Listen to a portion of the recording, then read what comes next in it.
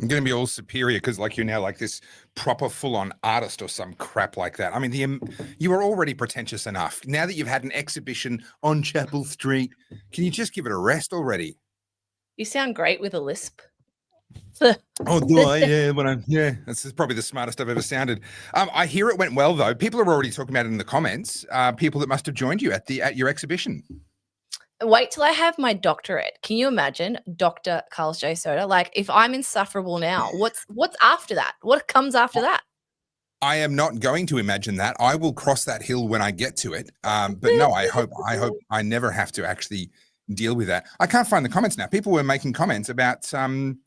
I had lots of Oddies come in and say hello. Lots of them, actually. Yeah. It was And did wonderful. they have a good time? That's the more important question.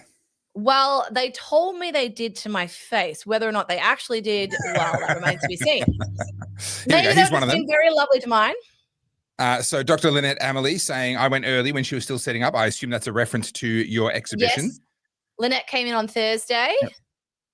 There were a few others as well. Yep. We had Michael come in. We had Sen come in, or Chris. I had quite a few people. And I've got to say, like, it's so nice to actually meet everyone to their face.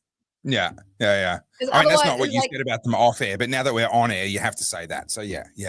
No, it was. Do you know what's weird? Is like people come and go, oh, I watch you on the Oddcast, and I'm like, don't tell me your name. What was your handle? Because I don't know your name. I just know your Instagram or your YouTube handle. Yeah, that's fair. That's fair. Yeah. But no, it's a funny business. My name reflects exactly how I feel. I'm done. My brain is given up. So business as usual then. Nothing just to see here. Monday. Nothing out of the ordinary. Now look, but, I'm yeah. Look at this. Look how pretty everything turned out. Like honestly, in person it looks even better. I saw it last week. How did all the screens come up? Did that all work? Oh, can I show you? I've got a little video. Can I show you? Yeah. Play the video. All right, hang on. Let me pull it up. No, it went really well. Lots of people came in to say hi. And I will say this, it's kind of overwhelming. Like, I'm very proud of it. I'm very happy with how it all turned out. But at the same time, like, it's a little bit overwhelming. And everyone wants to have a chat. And, you see it all come together and you go, but it was actually... How was the song received? Really well. Yeah, really nice. well. Like, nice. I got everyone right in the feelings, which is exactly what I wanted. That is the point. We got some tears. And even my lecturers who, maybe a little bit more progressively inclined, let's just say that even though I didn't touch on any woke points and I refused to welcome to country, which they did anyway, by the way, I am indisputably, like, I went above and beyond. You cannot argue that it didn't at least hit the criteria. So now, before you play your video, can I just say we already have a contender for comment of the show, CJ Westman, air hostess. This man is having a heart attack. Is there a doctor on board? Carls, let me tell you about chicken in the noodle aisle. You know it. So I learned some things before I play the video. I've learned some things. One is as I am a bona fide rock star, I have made 74 cents on Spotify. Thank you very much. Rockstar is going on the resume. So that's about 8 million plays? I think I'm over 1,000 plays last time I checked, which is lovely. Yeah, right. Well, there you go. But so I can now register with APRA. And when you register with APRA, you get an extra free bag on your airline travel. So I don't have to pay for a bag anymore. I get a free bag. I've been told. I'm sorry.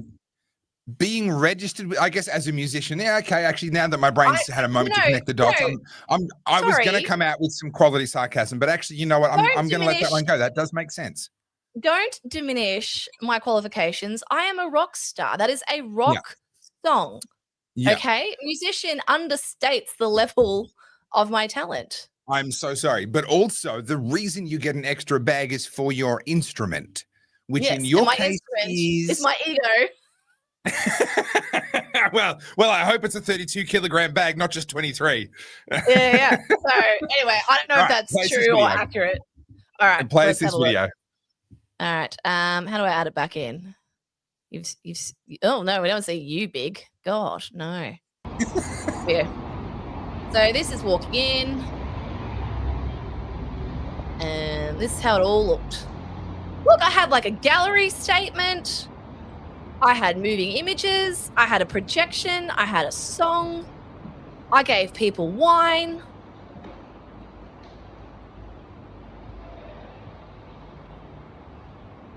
That is so cool. It is actually. I'm like, now I look back, I'm like, bloody hell, I pulled it off, didn't I? Yeah, that is so cool.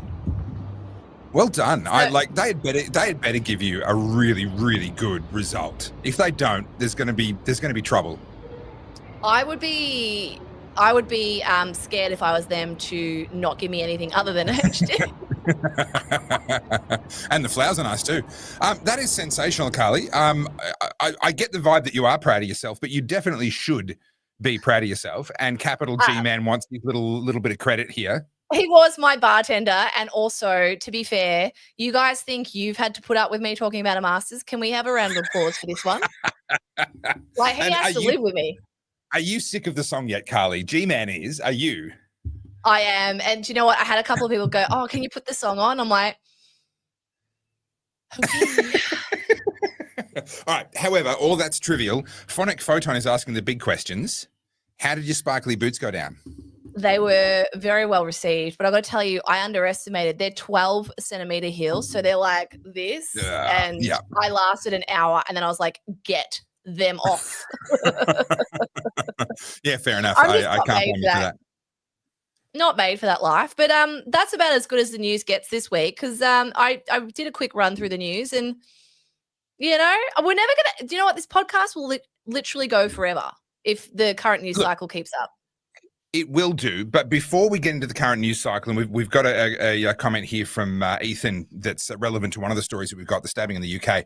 But before we get to any of that, it's not that I'm insecure about you being an artist and like AI and like all fancy and stuff, but I'm not trying to one-up you. I just want to show you, my take on the AI sort of beauty culture and my contribution, for which honestly a doctoral degree probably isn't enough. I think this is probably Nobel Peace Prize territory. Just saying. You ready? Okay. And thank you very much. That's actually kind of funny.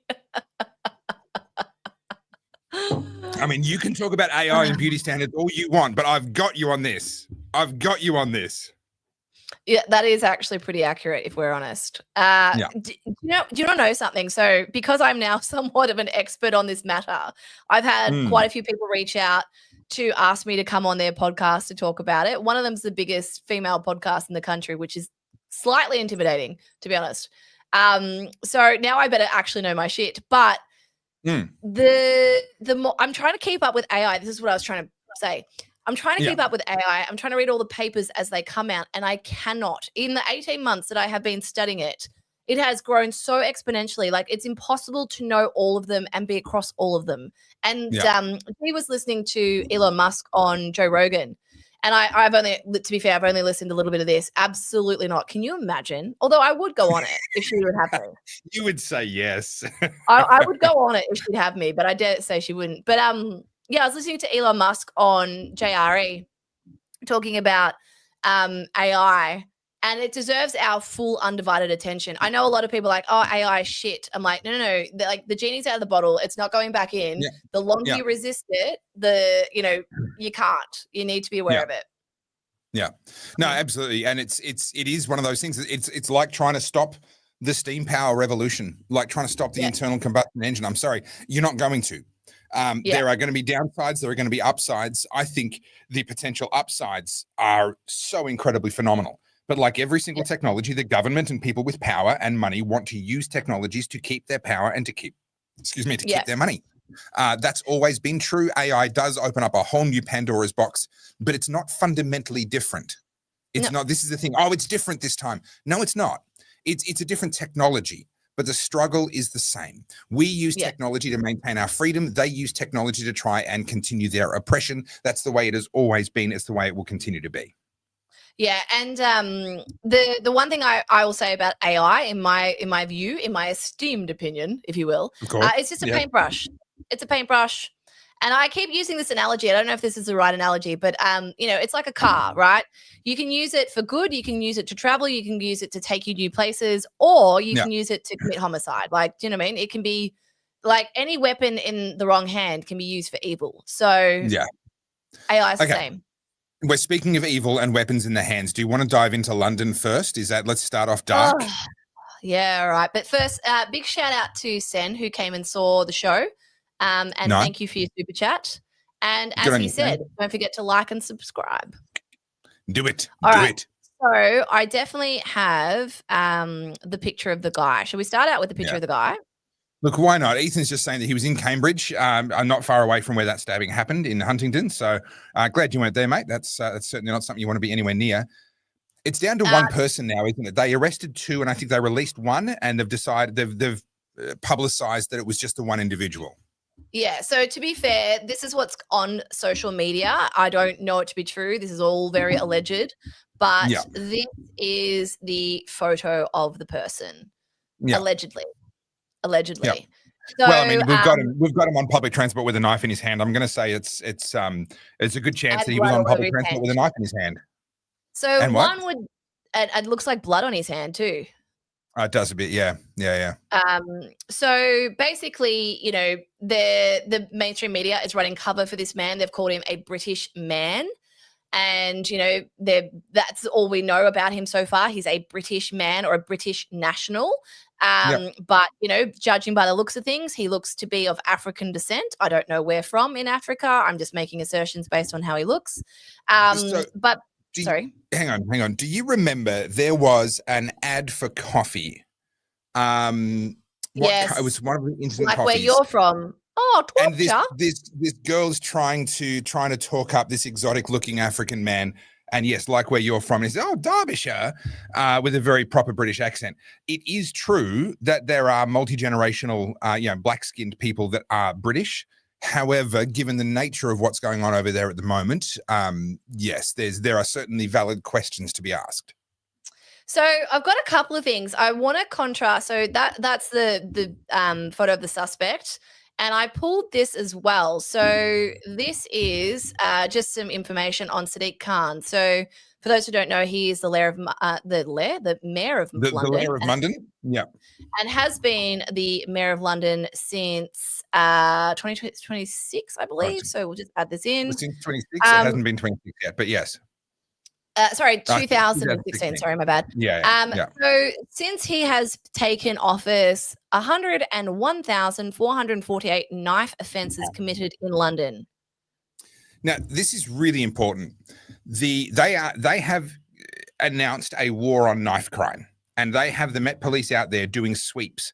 And literally, I kid you not, I didn't know we were going to go here today, but they have literally published photos, and I've seen them on their official channels. This isn't hearsay, something went viral claiming that something, no. I went and found them. They have published pictures of literal butter knives that they have found in people's yards and things like that as photographs of this is what we took off the streets in our latest knife sweep. Like, it's humiliating stuff. It'd be like how you could take yourself seriously as a human being in a police uniform doing that sort of stuff. I don't understand. There is a truism that people struggle to accept because it seems wrong. It seems counterintuitive. Everything the government tries to do backfires. Sooner or later, usually sooner, but sometimes it can take a little while. Everything the government tries to do backfires. When there is a war on poverty, we are going to get more poverty. When there is a war on drugs, we are going to get more drugs. When there is a war on knife crime, nowhere in the world that I know of is doing as much to have a war on knife crime and stop knife crimes from happening as what the UK is, and yet they've managed to have 10,000 a year. Yeah. And you know what?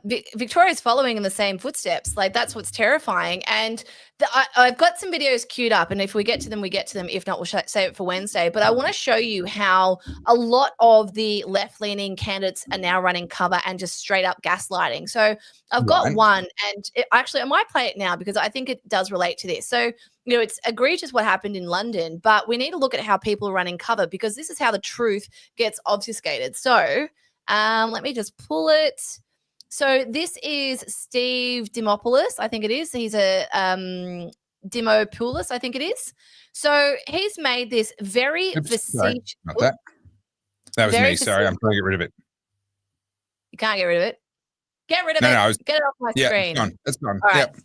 So let me play this again. Hang on. Let's go like this and turn the sound on. Instead, if you listen to the Liberals, I mean, look, this is midweek, Little Collins Street, amazing, packed, busy. We love Melbourne and we're backing it. So apparently Melbourne's dead, if you listen to the Liberals. I mean, look, this is midweek, Little Collins Street, amazing, packed, busy. We love. Right. So this is a Labor politician walking around Melbourne saying essentially it's safe. There's nothing to worry about here. It's packed. It's going on. Now he happens. Yeah, he happens to be walking past what is a thoroughfare. So this is not conducive to Melbourne. But what we need to look at, actually, I'll leave it on stage because I'll show you some of the comments. So he got roasted. There is not one comment that agrees or supports with him, right? Not one. Right. So the first thing people say, so his caption for this was, the Liberals want Melbourne to fail. It's a good thing no one's listening, right? So, and then of course you add this into contrast with Jacinta Allen saying that Melbourne's safe as someone literally gets murdered in Melbourne. So reading some of the comments here, do the same walk at night. Good luck. Go talk to multiple shop owners and ask them how business is. Post that. We'll wait here. Are you kidding? I was there a couple of Mondays ago and it was not the same Melbourne pre-COVID. Still not a lot of office workers around and so many shops shut in the CBD. You neglect to show those. 2 shops shut on the end of Burke Street Mall, closer to Swanston Street. Never, ever would you see empty stores in Burke Street Mall. This is gaslighting 101. This is satire, right? Absolutely tone deaf. Moronic post. Not so amazing when you walk down the street and get stabbed. How lovely sticking a huge sandwich in your mouth as you're walking in Melbourne. Where are your manners? What an absolute mockery to the Melbourne businesses that were run into the ground at your government's hand. As another person has posted here, perhaps the more pertinent thing to do would be to walk into each business and ask them how they're really doing. Every single comment. There is not one on here that is agreeing with him. So, you know, these guys can run cover as much as they like. Like, the cat's out of the bag, mate. We're done. We're done with your rhetoric. And there is a reality that people have very short-term memories. I used to go into the CBD when I was a teenager. My dad was involved in Channel 31, was a community TV station. I was the courier who would shuttle the tapes from our house where I used to edit them on a pair of VHS decks. So that's how I kind of cut my teeth and all the video stuff. And I was the courier. I would take them into the broadcast studio and Channel 31 broadcast studio. I think it was on Burke Street back then. And I would ride my push bike and I would ride down St. George's Road from Preston back before they used to have the tram lines, and then they put the tram lines in the middle. I'd ride on the tram lines and all that. I'd go into the city once, maybe twice a week. And I can remember very, very well the city from my teenage years. Sometimes I'd be there on foot. I'd take the tram in. A lot of the times I was on a bike. And I can remember regularly, this was normal, trying to navigate the footpath on Swanston Street and getting so frustrated trying to pick my way through people that I would end up just walking on the road. Because it was so packed, filled with people. Literally that entire massive Swanston Street footpath completely jam-packed to the point that I would walk on the road. I can remember sitting on the bike when I'd ride my bike into the city and you'd stop at a set of traffic lights and the pedestrian crossing would go. And it felt like that scene out of The Matrix. Not that I'd seen The Matrix yet. The Matrix came out after this. But it felt like that scene out of The Matrix where they're walking and people keep hitting Neo. And it's just this packed footpath. You'd watch these people going past. There is none of that now.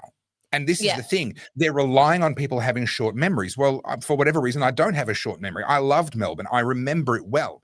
I remember it with affection. I remember the Melbourne of old. I planned to grow old in that city.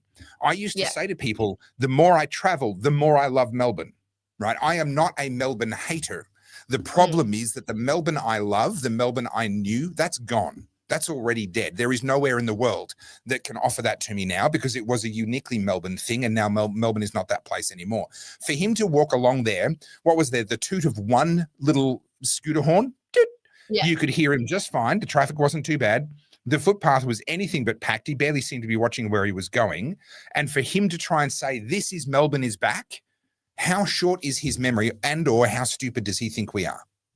Not only that, okay, so this is another one. This is another Labor MP, and I thought this was important to share with you guys. So Peter Ford, the original tweet here, Tim, it has become a rat's nest. Driving from the airport into the city this afternoon, the graffiti is a disgrace, an appalling welcome to anyone visiting.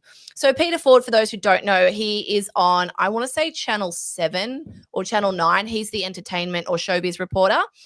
So he's very well known, and he has been very vocal in recent weeks saying that he's leaving Melbourne. So Tim Richardson has come out saying, this is peak Melbourne hatred here, a rat's nest. What an awful way to refer to our city. Where we will have near 200,000 people going to see Oasis and Ricky Martin. We have over 200,000 people for the Melbourne Cup Carnival and had 82,000 plus at the cricket. Yes, you're right. But what about everything else, Tim? I noticed that you've neglected to mention anything about the knife crime, about the stakes about public transport, about the actual graffiti. I noticed that you didn't actually comment on Peter Ford's comment. And yes, it is a rat's. It's a disgrace. Melbourne CBD is an utter disgrace. But so this do you remember when Melbourne had a graffiti culture to be proud of? It wasn't tagging, and there was pride in the fact that Melbourne's graffiti culture, there were walls and areas that would get tagged. People would go and practice in those spots, but they would come into the city to act, and they would spend serious money on all of their cans and colors and everything else, and come in and actually do a piece. Now there is no respect in our graffiti culture. There is no art in our graffiti. Well, I say our, I don't live there anymore. But I did the trip. So I do the trip into Melbourne. I drive into Melbourne every week for our podcast on the Wednesday.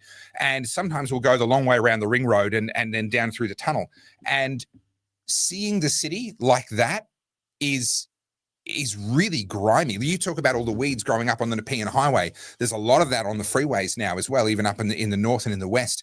The graffiti and the tagging, there's no art in any of it. The city feels grimy. It feels neglected. But it honestly feels like Gotham City. It feels like Gotham City. Well, and they're complaining. I'm seeing people complaining about this online. It's hip to rag on Melbourne and call it Gotham City. It's become this social contagion where everyone's trying to one up each other on how bad Melbourne is. That's because, and the stories are real. This is the thing. That start because there's evidence there to suggest that it is. No one just makes this shit up. They make, like, I saw today, I think it was the Herald Sun. They were talking about, maybe we're referring to the same thing. The Herald Sun were talking about how teenagers or people on TikTok are using this as content. And you had this one African kid walking through Flinders Street Station, looking over his shoulder like this, like, this is how you walk around Melbourne now. And another one was dressed as a machete bin for Halloween. And I'm like, well, that's funny. It is funny, but that's the Australian way. We kind of take the mickey out of things, right? But, when it comes to satirical points like that, it's because there's actually a huge issue and the government will keep gaslighting us and telling us there's not. Okay, but I can assure you that is misinformation. You have been misled because there is an account on X called Misinformation Fact Checker or Misinfo Fact. And they have set me straight because what they say here is, according to the Economist Intelligence Unit's Safe Cities Index, Melbourne ranks as the 10th safest city in the world. Yet the Liberals in Victoria and their media allies are turning molehills into mountains when it comes to crime reporting. Now, this is dated from yesterday, the 2nd of November. Now, here's the thing. Google exists. And I'm the kind of person when somebody says, according to the Economist Intelligence Unit's Safe Cities Index, I Google the Economist Intelligence Unit's Safe Cities Index and discover that they haven't released a new one since 2021, which is a little bit awkward for the claim. And even in that index, their ranking here that they provide isn't correct. What they've actually provided are the rankings for the happiest cities in the world, which was done by a different mob. And it was done on a self-selected survey basis. So what they did, they very proudly announced that they surveyed 16,000 people around the world in 179 different cities. Do a quick little bit of math. That's less than 10 people. Less than 100 people per city that they surveyed. Now, there's a funny thing that happens when it comes to surveys. There's a lot of self-selection bias. People have to choose that they actually want to be involved in the survey in the first place. And that means you eliminate a lot of people who are working, people who don't want to talk to you because they don't want to get stabbed, all those sorts of people. But the really big problem with a survey like this is that you can only survey the people who are still there. you don't survey the people who aren't. Because if you're Yeah. surveying people in Brisbane, you're not asking them about Melbourne. You're surveying people in Albury, you're not asking them about Melbourne. And so Yeah. what they've done is they've walked around the streets and they have asked the people who have stuck around how they feel about their city. And surprise, surprise, they got enough brain dead zombies who can't see that anything's wrong that Melbourne ranked very, very well. And now that is being used as misinformation and propagated across the internet as if this is some definitive result from some survey, that some study that doesn't exist, showing that Melbourne is actually the 10th safest city in the world. Well, this is cult behavior. This is the cult, right? So, like I just showed you the two Labor MPs who are coming out running cover for the government.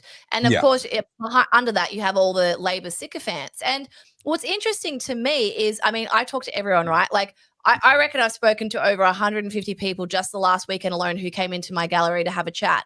And like, you know, I love to everyone who came by. I'm exhausted because we all have the same chat. It's just about, you know, being outspoken, wokeism, the crime crisis and all that sort of stuff. So I had the same conversation about 100 times. But what they've all said to me is, Carly, like, I was a Labor supporter. You know, like, I'm not, you know, a conservative. I've never voted for the Liberals, but, you know, I cannot stand what has happened to this country or what's happened to this state. And even like now, like, I guess, you know, I talk about that pendulum swinging, which is lovely, but I am seeing it, right? And what I'm seeing is people feeling a little bit more confident to say, well, you know what? I actually can't stand by this government anymore. I can't get on board with this. And I'm talking people who are hardcore unionists, people who are hardcore Labor supporters. You know, dyed in the wool, multi-generational. Yeah, Bob Hawke, Paul Keating, like Labor stalwarts, right? Like, these people were proud of it.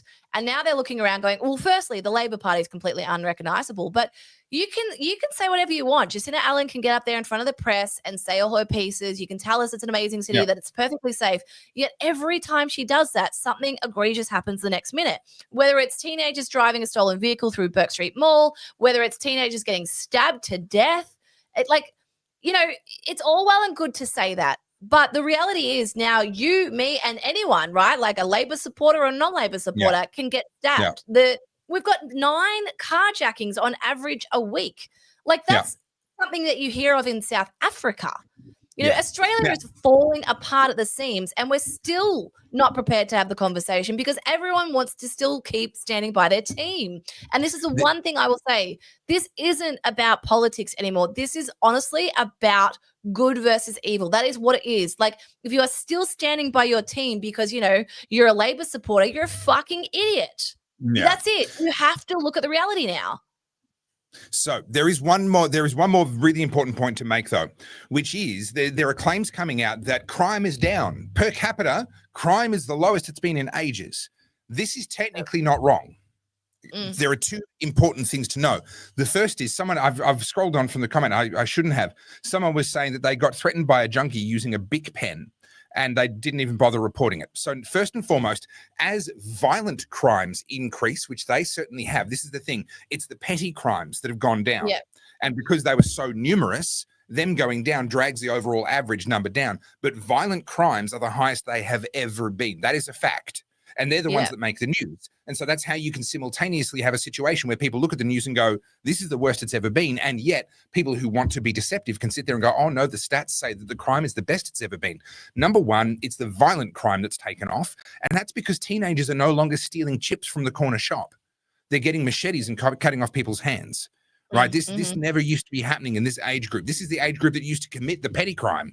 Now they've just leapt straight over that and gone straight to the serious stuff.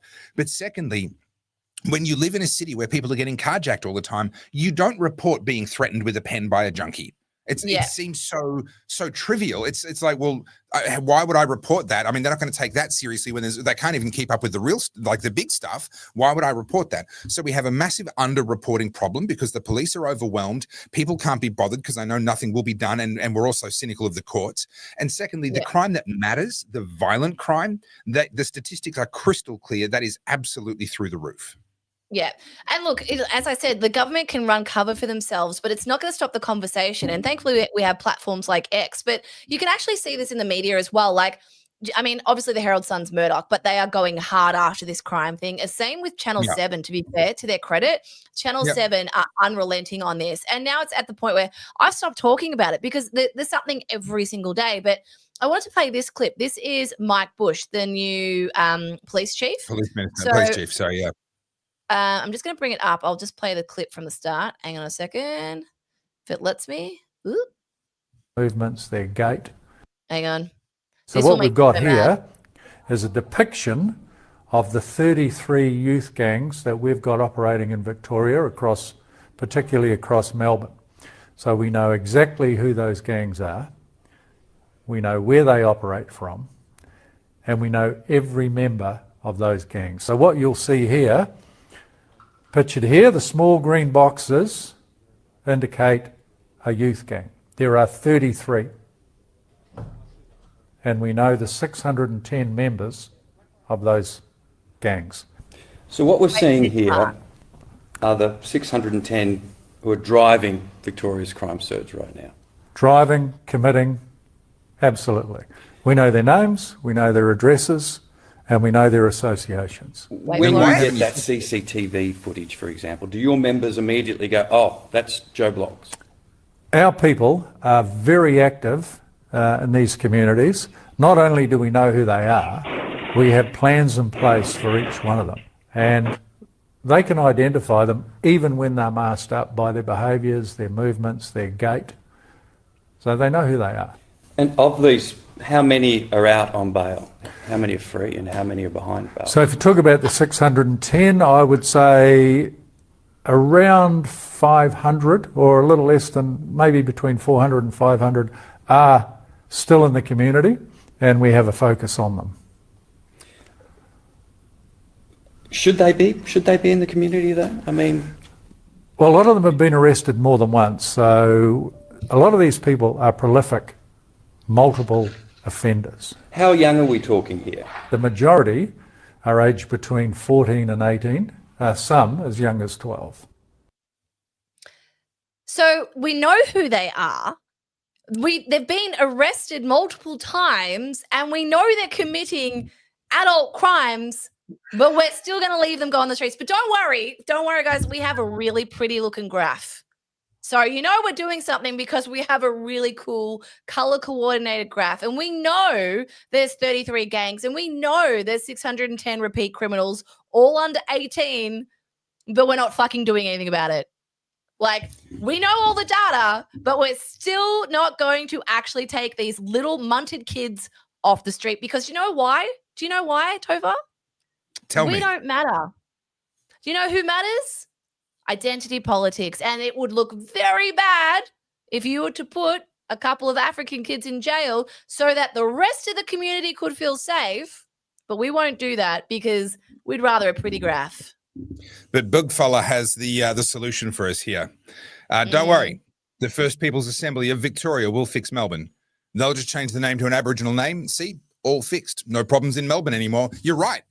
All the problems will be in Naarm instead. So, I mean, Melbourne will be instantly fixed. This is genius. Yeah, he makes a really good point. You don't work for the government, do you, big fella? Don't make me talk about Tolkien and childless lords sitting in high towers musing on heraldry, big fella. Don't make me do it. Don't make me do it. You're going to have to because I'm really going to say masters now. So we need an excuse for people to drink. We got to fill it in. Speaking of which, I haven't even poured myself one yet. But this is the crazy thing, right? Like you and I have been beating this drum for years. I feel like we're a broken record. And interestingly, someone did come in today actually, yesterday and said to me like, Carly, you know, I agree with everything that you've been saying. You know, I'm so grateful that you've been speaking up. And just so you know, you have a huge amount of the arts community behind you. I kid you not. This person said this to my face. We revere you. We stand by what you're saying, and we're so proud that you're doing what you're doing. We commend you. But will I speak up? What the fuck are you doing? What the fuck are you doing? So hang on a minute. So you like what I say. You stand by what I say. You revere what I say. What a word. You revere what I say. But you're more than happy for me to blow up my career and any chance of me having success in the industry I want to be in. because you don't want to do that, because you don't want to blow up your career, but you'll stand behind me like a little coward. Like, it just No. infuriates me. What they're doing is they're saying, Carly, we're right here with you in the trenches. The difference is they're cowering in the bottom of the foxhole while you're up the top shooting and getting shot at. But they're in the trenches with you. They're right there with you. Yeah. Look, I know things will change, and I know people will be like, oh, I was, Carly, Topher, like, I was right there with you, and, we battled it together. And you know what I'm going to say? Like, call me whatever you want. I'm going to turn around and go, no, you didn't. No, you didn't. Yeah. This battle was won by a handful of people who had the fucking balls. Excuse me, I'm swearing tonight. I'm really tired. Who had the balls to actually speak up and say it as it is. And if you think common sense makes me racist, xenophobic, transphobic, whatever the hell, good on you. I will keep saying it. I just don't care anymore. Call me whatever you want, whatever. So I'm just going back. So we do need to talk about treaty, though, because this is a pretty big thing that's happened. Yes, I know. What is it, $70 million a year to have even more people telling us what we can and can't do? Do you know what's interesting about this? Yeah. There's no one holding them accountable. They're now like a pseudo government. We don't get to vote on it. We don't get to say anything. We've ushered in a second private government. Yeah. And they're playing the same game that they played with The Voice, which was to try and pretend, it's just an advisory body, blah, blah, blah. Well, then we don't need the body. Like, you can take people's advice anytime you want. We don't need to legislate an advisory body. The reason we're legislating is because you want to spend our money and you want to give it power.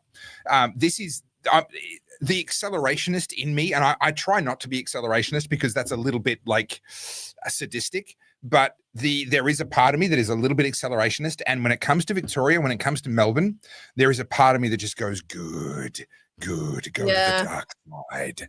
And just hey, Victoria, make yourself useful and become the cautionary tale for the rest of Australia. Let us all watch you burn yourself down so that the rest of us won't be stupid enough to make the same mistakes. It's an extraordinarily bad idea. Now, having said that, saying not making the same mistakes, we're seeing problems all over Australia with this native title side of things. And I've covered a few times the story of Tubia, which is a Queensland town which has been claimed by the same, the Bigambul, I think it is. I don't mean to be disrespectful if I'm saying that wrong, but I think it's the Bigambul people from North Stradbroke Island, which is obviously the island off the coast where Brisbane is, and Tubia is deep inland. Like these two things are not, like, the tribe from there is not the traditional owner of over here, and yet they've claimed it. And I'm in discussions with Michael, the owner of the Tubia Hotel, to do potentially another story, because he's unearthed a lot of interesting stuff about how all of this went down and why this claim was successful in Tubia where it wasn't successful elsewhere. But there is a simple reality that has already happened in the rest of Australia and will be even more true now in Victoria. We already own nothing. There's that saying, you'll own nothing and be happy. We already own nothing. We don't know. Because the situation in Tubia, and it happened again in British Columbia. I did a video on this. It happened in the outskirts of was it not Toronto? The outskirts of whatever that city is, the capital of British Columbia in Canada. They knew nothing about the process that was going on behind the scenes until they were notified that they no longer owned their property. Yeah, right. They were notified. Native title has been awarded to somebody else on your property. That's the first time they heard about it. That's what happened in Tubia. They literally woke up one day and got told, oh, your town isn't yours anymore. Right. Yeah. And if you go to sell your property, someone else is going to have a say in that. And someone else is going to be able to tell you what you can and can't do. We already own nothing. And I look at the things like this treaty in Victoria and I just go, you know what? Burn it down. Burn it down. Have that experience. Because just like communism and the fall of the USSR, or living under the USSR rather, inoculated Eastern Europe against communism for 2 generations, maybe 3, right? We haven't had that experience in Australia. We need the inoculation against communism, against wokeism, against racism dressed up as reparations. And maybe Victoria is the one that has to cop it. Do you know what? Like, we've talked a lot about suicidal empathy, and I want to give you an example. So obviously, like, I've talked about this 100 times, but for anyone who doesn't know anything about this, you strap yourself in. So being in the university system, there's obviously some expectations. Now, I talked about last week about having to put an acknowledgement of country into my thesis, and I've kicked up about that. I refuse to. My thesis is not about anything to do with Aboriginals. It's not about land. It's about AI, for God's sakes. And who am I thinking? Right? Like, if I was to put an acknowledgement of country, is it where my house is, where I've done most of the work? Is it where my uni is? Is it where the exhibition is? Do I have to thank 3 different sections of the Aboriginal community? And also, are any of them ever going to reread it? It's a bit like if a tree falls in the woods, did it even fall? Right? Yeah. So, Didn't make any noise. Yeah. Yeah. So at my exhibition, you know, I've managed to sort of steer away from as much of this wokeness as possible. And then my lecturer got up and did an acknowledgement of country. Now, I was standing next to him and my face was just like I was fucking livid, right? And my exhibition's full of people who love me and who, you know, are there to support me. And like, to be fair, everyone was respectful, but like we were disgusted because firstly, I don't know who he thanked, like, or acknowledged. Like, was it the people from Chapel Street and like what section? Or like again, and also there was not one Aboriginal identifying person in that room. Therefore, no one to hear it. So what this tells me is we're actually just performing this for each other for some kind of stupid white guilt. And I'm going to go one further. Now I'm going to be really careful because I want to be respectful because I like this person a lot. But this person's also at the university and gave a presentation. And in this presentation, they're doing something around natural flora. Now, I'm being really careful because I don't want to throw this person under the bus. But this person got up and was speaking, you know, so they're talking about plants, right? Anyway, get up there and the conversation starts to go into Aboriginal atrocities from the 1700s and the 1800s and talking about how her family didn't do anything, but the next door neighbors of the family where the farm was in the for generations, they cleared land and by and large killed Aboriginal settlements, right? Anyway, so this all happened in the early 1800s and they've traced their history and pardon me, she was talking about it. And she was talking about it as if she had done it herself. Like, and I'm saying this because in the way that she was speaking, she was repenting. She was wearing this guilt. And this woman's not young either. So, like, she's 6 generations removed, maybe more than that, and is repenting the sins of people from 200 years ago. And that it wasn't even her. It wasn't even her family. It was people that her family knew. And so I was listening to this conversation and this person, like I said, I really like this person, but the way she was speaking, I'm like, you have been brainwashed. This is ridiculous. 100%. And this is the guilt. This is the guilt trip that they put on. And I'm not kidding when I say I'm watching very closely what my son is being taught. He's a young, white, heterosexual male. Like, he is going to be told over and over again that he is the ultimate evil. And he's a Christian who's being raised in a Christian home. Like, he's going to get told over and over again that he's the ultimate evil, that he bears the guilt and responsibility for every single bad thing that ever happened. And I refuse, of course, to buy into that. And I'm not going to allow other people to feed that and shove that into his head. But there are people, unfortunately, who do buy into it. And it is a membership of a club. You do, if you know, in the same way as, you know, you took a risk by saying, I'm not going to do the welcome to country or the acknowledgement of country in my thesis, right? That could come back to bite you in some way. We don't know that it will, but it might. You take a risk when you stand up against these sorts of things. And so it's easier to just go, oh, okay, I will accept all of that. I will wear all of that. You got me. You got me. I'm so responsible for what happened 200 years ago. And to just literally go along with it. Because you end up, it's easier. It creates fewer problems for you, but ultimately it doesn't solve any problems either. And in the long run, what you're doing is you're negotiating with terrorists. You are making room for people who will only ever come back for more. They're never going to settle. They're never going to say, okay, you know what? We're even now.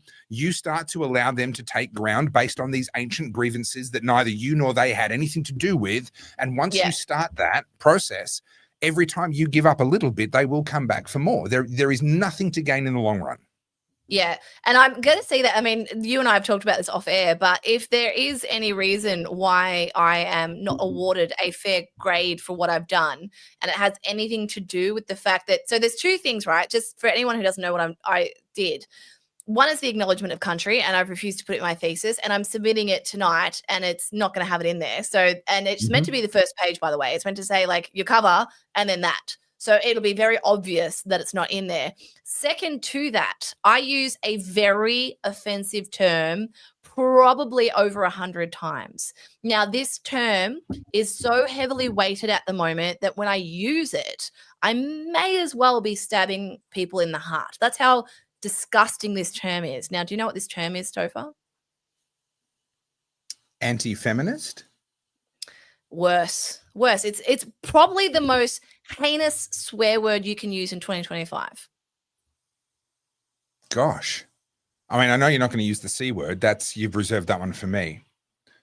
It is none other than the word woman. That is how offensive I am. I have used the word woman or women over 100 times, and I'm referring to actual women, biological women. And you better believe when I'm talking about post-feminism and the gynecoptian and feminism as in the fourth wave, and I use the word women, and I'm deliberately exclusionary to the trans identifying women.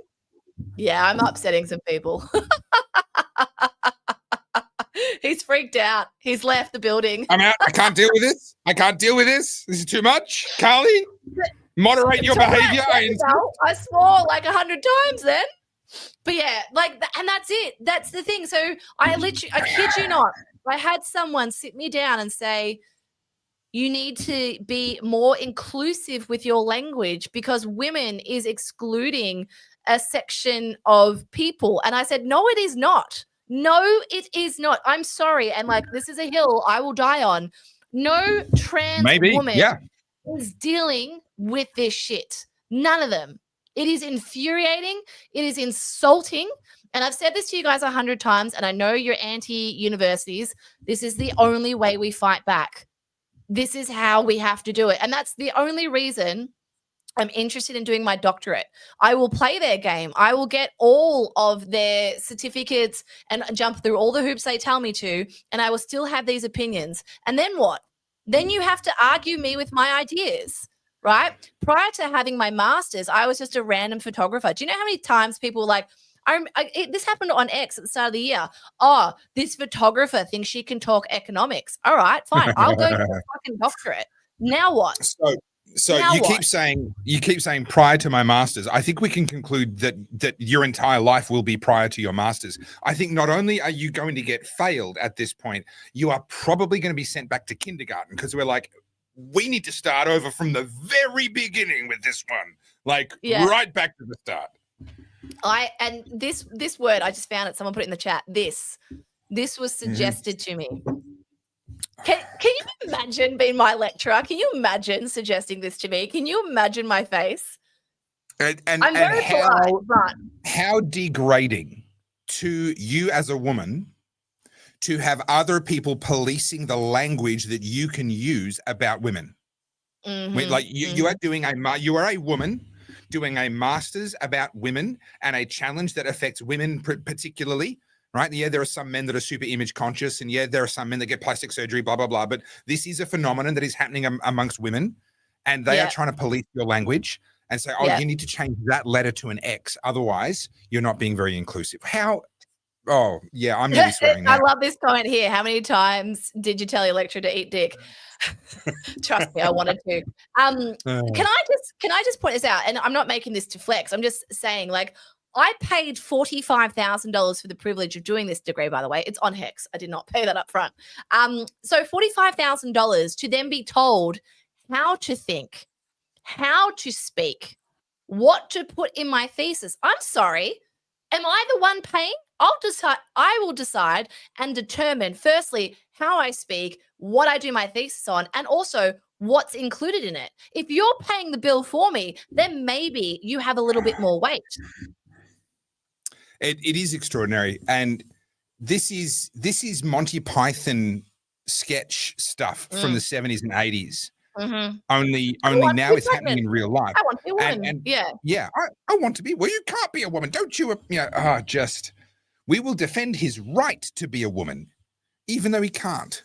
It's gosh, it's disgusting. But it's interesting, and just to drive this point home, I had a person come in who's got a very successful career doing commercial photography and said the whole, I revere you, stand behind you, yada, yada, yada.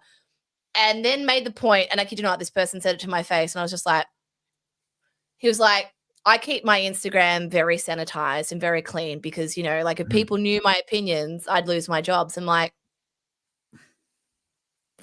did you just You're say part of that the to my problem. face? Yeah, Did you're you part of the problem. actually just say that to my face? I'm like, Yeah. okay. All right. Now, are we going to talk about net zero and the nationals? I did have that up. I actually We want to do one. are.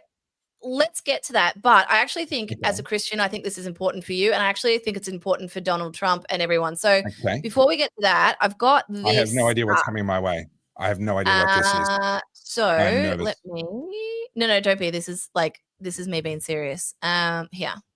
You would have seen this, hopefully. I think this was posted today. Yeah. Okay, so this is really interesting. I'll read it out for anyone that's on a small screen. If the Nigerian government continues to allow the killing of Christians, the USA will immediately stop all aid and assistance to Nigeria and may well go into that now disgraced country, guns a-blazing, to completely wipe out the Islamic terrorists who are committing these horrible atrocities. I'm hereby instructing our Department of War to prepare for possible action. If we attack, it will be fast, vicious, and sweet, just like the terrorist thugs attack our cherished Christians, warning the Nigerian government better move fast. I have really mixed feelings about this. What's going on in Nigeria is a genuine attempted genocide. We literally watched a video at my church yesterday morning on Sunday. There are charities that we as a church support located in different parts of the world. My pastor right now was just in Nepal. He's in India right now working with a church that they've been supporting. That church has been supporting for decades now. There's other missions in Africa that my church is deeply involved in. So we had a video this yesterday morning, literally from one of these groups, profiling a particular family who were very, very fortunate. All of their members got out alive, but they were completely displaced when Islamic terrorists came in, burnt anything they could get their hands on to the ground, killed anyone that wasn't fast enough or lucky enough to be able to get out of their reach. And this family found refuge at basically they were sleeping about a dozen people to a room, rooms that weren't much larger than a family bedroom here in Australia, and they were just literally sleeping as many people as the floor could fit, and trying to find a way to survive. And then this particular ministry came in, and what they do, their particular focus is on one of the reasons I really like this charity is their particular focus is on helping people to get back on their own 2 feet. So they found people that had skills and had businesses previously, and they got alongside them and gave them what they needed to rebuild and start their businesses up again. And what they were able to do is to actually go back to the exact same location. And their attitude basically is, yeah, we'll take the risk, rebuilding on exactly the same dirt. He's literally rebuilding. He had a wood and metal workshop, and he's rebuilding that on the exact same site because he doesn't want the Islamists to think that they can scare people off, to think that they can win that way. But of course, that puts them back in the firing line. That puts them at risk again, him and his kids. His kids now take a long bus ride to go to school because he won't allow them to go to schools in that local area because there are too many Islamic attacks against the schools themselves. This is a really, really serious problem. However, I'm also mindful of the history of American intervention and involvement in a lot of these kinds of situations. It could be very, very well. I have no doubt, in fact, that Trump would mean it well. It would be very well intentioned, but I also have very little doubt that it wouldn't work out extremely badly. In the same, I mean, we look at the American or the UN involvement in Rwanda and so many other places. What's happening in those places is terrible. I'm not convinced that the involvement of a superpower is necessarily going to work out a lot better. Having said that, Donald Trump wouldn't make the mistake that the UN typically make, which is to try and sit in the middle and just stop people from killing each other for as long as they're there. If it was Donald Trump, it would go a lot like these drug smuggling boats from Venezuela, where it's just munitions from the sky and people start dying at decapitation strikes against the militants, etc. So is it possible that he could achieve what very few others ever have and actually bring peace through warfare on foreign soil? Maybe, but I'm conflicted on this one. I'm going to be full Trump supporter here because Trump, like, I mean, we've said this, we've seen this. Like, I don't know why people keep underestimating his negotiating skills. This is Trump basically saying, you are going to negotiate with me. Will come to the table with some kind of solution. This is what he does. He creates these tweets, he stirs up, and like the international like outrage around this is huge, by the way. Like, this is really ruffling feathers, as it should. Yeah. Trump is basically saying, I will come over there and start a war if you don't fucking clean up your act. That's exactly what he's threatening. And people know that Trump just could be the guy to do it, right? I don't think that's his intention. Trump doesn't want to be the warlord president. He's made that clear. He showed that in his first term. But he's also making it clear that you guys will not just swing your dicks anymore. Like, the US will step up. The US will make sure these things are pulled into line. Now, you guys can like disagree with Trump. You can disagree with his sentiments. That's fine. But at the end of the day, the reason we are seeing such a decline in the Western world is because all of our leaders are giant pussies. That is it. What you need is someone who has conviction, someone who's not afraid to say the unpopular thing. And that is what Trump does. And that is why so many people hate him, because he is literally calling their bluff. He's saying, if you're going to do the thing, fine, I will also do the thing. Now, I don't want war. I'm not encouraging war. But what I do want is someone with a backbone, someone who will call it out, who will say the thing, right? Putin's got a backbone. Kim Jong-un's got a backbone. Xi Jinping's got a backbone. You know who doesn't? Keir Starmer, Macron, Albanese. It's embarrassing. These people cannot negotiate on a world stage. And that is why we are living through the fucking chaos that we're living through. Well, I'm just going to put this comment up. And this is why I love this podcast. Fair enough. I'm really tired. Can you tell? I'm sorry, guys. Like, I'm really well, you're not mucking around. You don't need to apologize. You're not mucking around. And I mean, this is literal life and death. There are people dying. I'm going to say every day, but it'd certainly be just about every single day, and sometimes a lot. Sometimes, we're talking genuine massacres on a scale that would qualify as a small scale genocide, and they want it to be a large scale genocide. If they had the resources, it absolutely would be. And is that acceptable? No. Is the solution to have, special forces and B-2 bombers coming from halfway around the world? I'm not sure that that's going to necessarily work out well either. I mean, someone mentioned Syria earlier. The brutal massacre of Syrian Christians is happening largely off the back of destabilizations that the Americans had a hand in. I'm very mindful, and okay, everybody, you're about to get liver poisoning. I'm very mindful of the quote in The Lord of the Rings where Frodo sees Gollum for the first time and he hates him. And he says, I wish that Bilbo had killed him. It's a pity that Bilbo didn't kill him. And Gandalf, the wise wizard, says it was pity that stayed his hand. Because when he saw Gollum, he saw this miserable creature and had pity on him. And he then says, do not be too quick. This is Gandalf. Do not be too quick to deal out death. There are many that live who deserve death, and there are many that die who deserve life. Can you give it to them? Yeah. And I think there's a lot of wisdom in there. And let's not forget that Tolkien had survived the First World War. He had seen with his own eyes the horror of all of that. And I'm not anti-violence. I've made that very, very clear. I think that there are contexts in which violence is absolutely justified, and that would include defending yourself and your family from Islamic jihadists. Yeah, you can kill them. Absolutely, you can, and do it with a clear conscience. That's absolutely clear from Scripture. But we have too long of a history of making things worse. I don't disagree, but can I just point out a couple of things here? I love how we will sit here, like those of us who are not progressive, will sit here and debate the ethics of entering into a war or a battle, and we'll sit here and talk about people dying. We need to contrast this with the fact that the progressives are literally celebrating Charlie Kirk's assassination, right? Like, we're not the same, right? So we'll sit here and talk about, is it the right thing? Is this, could it make it worse? the left don't care, and also the Islamists do not care. We are not fighting our equals here.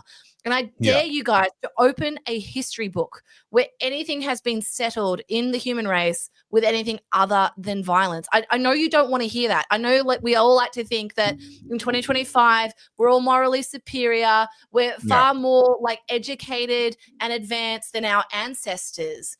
But most of the wars, most of these things have come out of necessity, right? Someone starts to try and invade, someone tries to steal your property, someone's trying to conquer you, and then there's a battle and people die. I don't like it, but guess what? That is an intrinsic part of human psychology. That's the way that we work.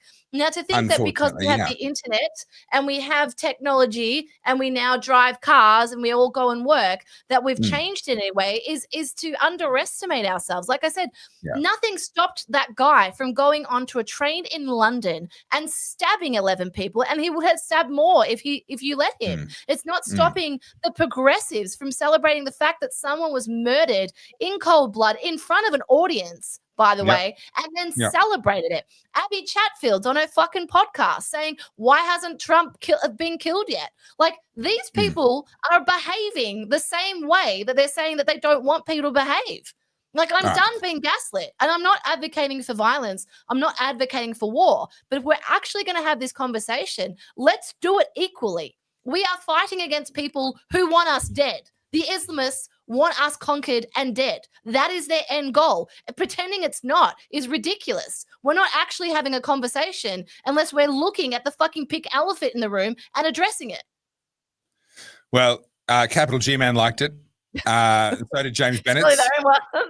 We need you guys to start giving, like, 4 out of 5. Didn't really feel like you had the oomph this time. We need to start getting some reviews. Okay, I love this. I'm gonna. Sorry. Yeah. Sorry. No, I was going to say, am I wrong though? No, you're not wrong. How that then translates into practical action in the real world is still debatable, but you're not wrong. The principle of what you're saying is absolutely correct. And I do think that we have a tendency, and if I have a flaw in this area, it is a tendency to probably not be as fired up as what I probably should be. But then again, I've got you to make up for that, so it works out well. I wholeheartedly agree with this. And whilst I hesitate for the US government to get the US military involved, if President Trump wanted to put a bounty on some people's heads and just let the private military contractors and the bounty hunters go in and sort it out, I am genuinely, this is not facetious, this is not tongue-in-cheek, that is the way to solve this problem. I am massively in favor of private military capability. The idea that armies are something that only a government should have is naive of history in the most extreme. Governments have the longest history of using militaries against their own people. Out of anyone, private armies would be safer. And a situation like this, where we say, okay, we've identified there is a serious problem over here. We are not going to give orders and spend taxpayers' money on sending people over to fight wars that may not want to. All we're going to say is, if you want to go over there, there's a bounty on these people's heads. If you can bring us back body parts that we can DNA verify, and you're the first one to bring them back, then you get the bounty. And it's entirely voluntary. You go and sort out your own logistics. You go and sort it out for yourself. Go toe to toe with those guys. You'll get idiots out there who'll get themselves killed. That's fine. They've removed themselves from the gene pool. But you will also get really capable operators out there who are going to go and clean house. And I reckon that's the way to do it. Yeah, this comment here from Typhoon335. Eric Prince, Blackwater, has offered his paramilitary company services to Trump for the Sudan situation. And look, I'm not, to be fair, just to be completely transparent, I am no foreign policy expert, but I can see an obvious disparity between the way that we in the West are speaking about this. And we're talking about ethics. These people don't have ethics. They're literally beheading each other and blowing people up. They don't care about your ethics, right? So, and that's my frustration. You can sit there all high and mighty and acting as if, we care about human rights in Australia. The reality is our enemy does not. They do not give a fuck. These people will kill you in cold blood. And we are seeing that. Did you see this story about the mayor in Germany? I'll try and pull the story up in a second, but she was a mayor in very progressive, and she adopted 2 African children and, did all the right things, the bleeding heart progressive type. Her own children murdered or tried to murder her. I think she survived just. I haven't followed up the story, right? Yeah, I hadn't seen that.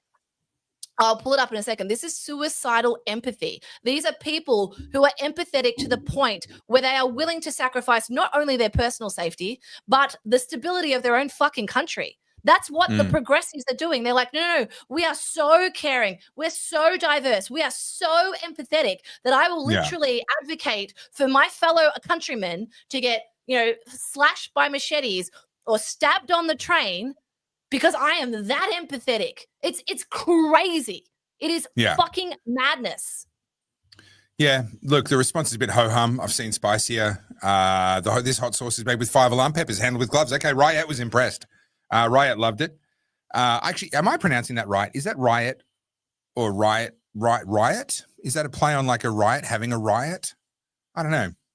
Where is it? Okay, I've got the story. Let me pull it up for you so you know I'm not just being hyperbolic for no reason. But I'll need some clarity, Riot, on how I'm supposed to pronounce your name. Riot. Okay, there we go. Riot. All right, there you go.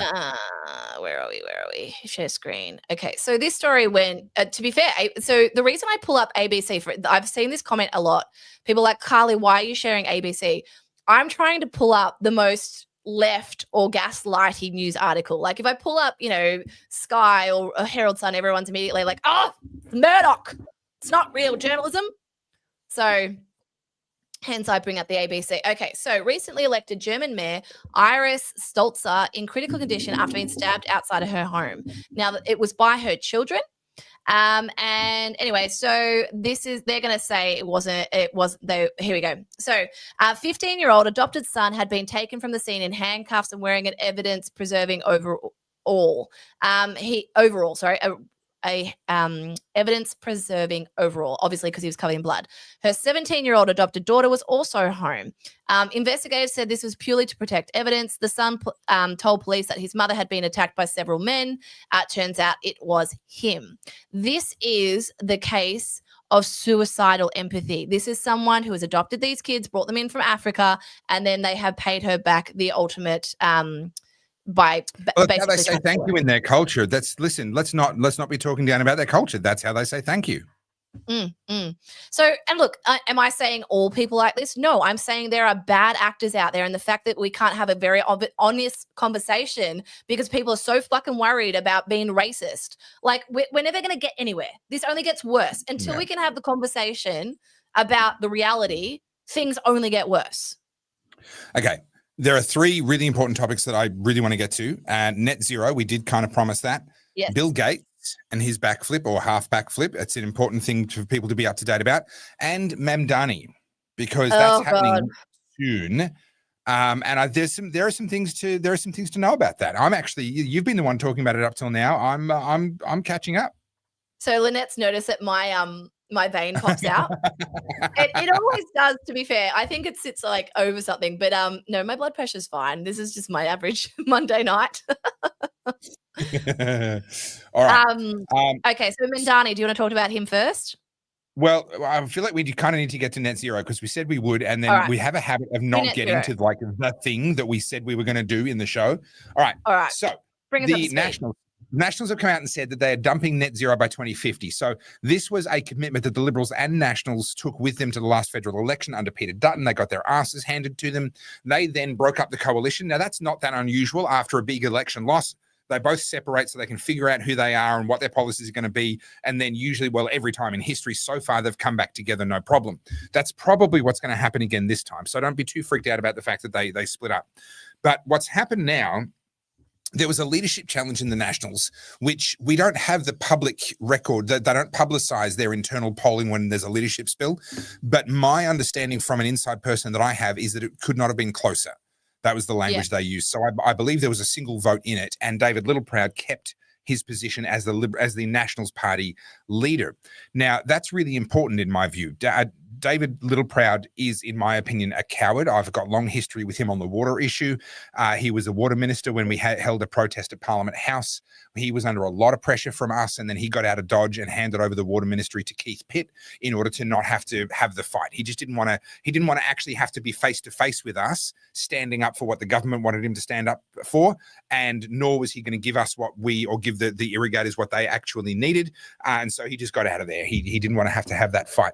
He's been been a mealy mouthed flip flopper on climate change. So there's a really important detail here. The Nationals and the Liberals love to say, so Susan Ley as well, we've got a picture of her on the screen. Susan Ley and David Littleproud love to say that they have never voted for net zero.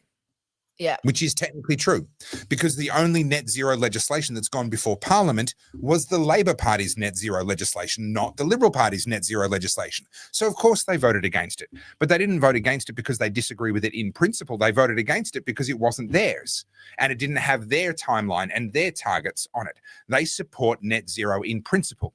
So what we've got is a situation where they have an opportunity to seize what I'm going to call the Reform UK moment. But it's happening around the world. In France with Marine Le Pen, in Italy with what's her name, in Japan with their new prime minister, in Argentina with Javier Milei, in Germany with the AfD, in the US with Trump, in the UK with Reform. We are watching around the world massive political movements forming behind people with principles. People who will passionately fight for and articulate their principles. And those principles are, I'm going to put my people first. And all around the world, that is a universal language everywhere in the world that politicians are saying, I'm going to put my people first. And they're doing it credibly and they're doing it passionately and consistently. Yeah. They are roaring ahead. Now, Australian politicians, who are usually cowards, look at that and go, oh, if we can just pretend to do that, then we'll get lots of votes. And that's exactly what David Littleproud is doing now. He said in his announcement, and I've got a video coming out about this, it was meant to come out today, but there's a typhoon happening in the Philippines and my editor is bunkering down. So that video has been delayed until tomorrow, all going well. Otherwise, I don't know, I might have to find a new editor. Hope you're okay.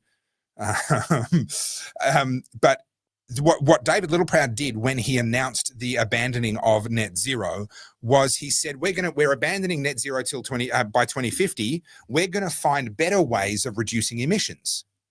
You're like, well, hang on. That's just a rebrand of emissions reductions. All you're doing is shuffling around the timelines. You're not actually rejecting the climate change religion. You're not actually taking a passionate position that is pro-Australia and pro-Australian industry and pro-Australian people. You're not doing what Reform have done, what Trump did, what Milei did. You're just trying to have a little bit of the appearance of that in the hope that some of the zhuzh will rub off on you. And the danger here is this. All the political pundits are saying you cannot abandon net zero. To abandon net zero is political suicide. If the Nationals half-ass this, and let's say the Liberals come together with them on half-assing this, then unfortunately they're going to confirm this wrong idea that you can't abandon net zero, because what will happen is they'll abandon net zero in name only, mealy-mouthed, compromised foot in both camps.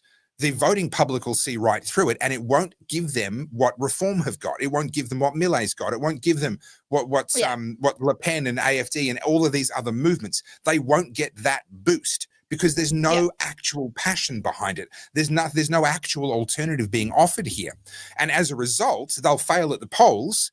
And then the pundits will say, see, you shouldn't have abandoned net zero. We told you that Australians want net zero. No, we want leaders with balls, with a bit of courage, with a bit of spine, with a bit of vision, and David Littleproud is not capable of offering that. I don't think anyone in Australia, honestly, at this point, that's currently in the political cycle is capable of it. I really don't. Not in Victoria, not in Queensland. They all do exactly what you said. Like even the what's the Premier of Queensland, Chris Farley? He's come out doing adult time, great, but like on everything else, he's a wet rag, right? So this is the thing, they grab things that seem popular. And of course, it gets to a point where everyone's so angry and wants someone to do something that, like Christopher Farley has as a premier, and thankfully he is doing that. But he's failing on a whole host of other things. This is my frustration. No one in Australia, and I can say this categorically, has a backbone that currently has power in this country. Very few people, like I would say Pauline Hanson would be one of them, but even on some things she's quite watered down. They tend to have one issue and they run hard on that and then they fall over on everything else. Do you know why? And I've said this a million times, this always relates back to tall Poppy. In Australia, we have a problem with being disliked. We don't want to be disliked. We want to be the popular leader. We want to be like the Bob Hawke having the beer with everyone at the pub. We want to be the Dan Andrews, like, I stand with Dan. That's what these politicians want. They want a movement around them. There's a reason Nigel Farage, Millet, and Georgia Maloney are gaining traction, because they say what seems to be the unpopular thing if you listen to the news, but it's actually what people want to hear. People want to hear honesty, not political talking points, not media spin. They want to hear that you are in the trenches. This is why Trump's popular, by the way. This is the thing that everyone fails to recognize about Trump. They keep going, oh, he's a billionaire. Yeah, he's a billionaire who used to walk through his construction zones in all of his property developments and speak to the bricklayer, speak to the conveyancer, speak to the guy driving the truck. Trump could talk to anybody. He was charismatic, right? And yeah, he has a gold-plated toilet seat, whatever the fuck. He could still speak to anyone. You know what people in the Canberra do? They look down at their noses at people like you and I. Yeah, they won't 100%. come on our podcast. Oh, no, that's beneath me. Oh, Carly, she's a bogan. Oh, she's a Jezebel. She swears. Okay. Haven't you heard that she swears? But this is what they're like. Oh, no, you can't do that. That's not appropriate. In Australia, we very much care that, you say the right thing. Fuck off. Say the thing. Yeah. Say the truth. That's why people like you and I are gaining audiences. And this is the thing that Australian politics hasn't caught up with yet. That people's perception moves on. It's a little bit like a movie. You watch an old movie, the special effects today look terrible, but at the time they looked amazing. We become more insightful. Our perceptions get trained. So for a long time, have it, each way bet, mealy-mouthed, nuanced politics seemed sophisticated. And people thought, oh, wow, what a statesman. Wow, he's really impressive. He seems like he'd be a great leader, or she seems like she'd be a great leader, as the case may be. And we could get hoodwinked by that. But over time, our perceptions become more insightful. We start to see through all of that. We start to say, hey, we've heard that before, and yet the problem hasn't been fixed yet. Maybe the rhetoric isn't all that there is to this. And over time, we change what we want changes. We've reached a stage where en masse around the world, the voting public are no longer able to be placated with nothing but empty promises and with nothing but kind of mealy-mouthed, carefully worded, lawyered kind of statements. We actually want to see some fire. We want the human being back in politics. We're tired of them all being interchangeable automatons, all saying the same thing, because ultimately none of them are actually saying their thing. They're all saying the thing that the focus groups told them to say. We want the human being back in politics. That's what Nigel Farage brought. They said he was unelectable. He's got the weird accent. He's got the crooked teeth. He's a nobody. He's got no connections. He's got no money. Well, he's the reason the UK left the European Union experiment, and he's likely to be the next Prime Minister of the United Kingdom, no matter what his haters say. Thank you very much. I hope he's got good security, by the way. So, and why? Because when people looked at him, they saw a human being.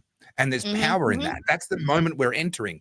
But the Liberal Party and the National Party, I think, are too attached to the way they've done things in the past. I will say, though. There we go. You said that there wasn't really anyone in there. I'm going to disagree. There's no one in the leadership positions in those parties, but they have some fabulous people. And we saw, was it Andrew Hastie recently, or was it Angus Taylor? It was Andrew Hastie stepped down from the front bench of the Liberal Party. Now, that's a necessary prerequisite towards challenging for the leadership. Now, he's not doing it straight away because he's biding his time, and I think that's the right move. I don't think he should challenge within the next 9 months, but I think come mid to late next year, that's the time to challenge, take over the leadership for about a year before the following federal election. And my hope is that we will go into the next federal election with probably Andrew Hastie at the helm. It could be Angus Taylor. He would be a lot better than what we've got at the moment, but I would prefer Hastie, but we'll see.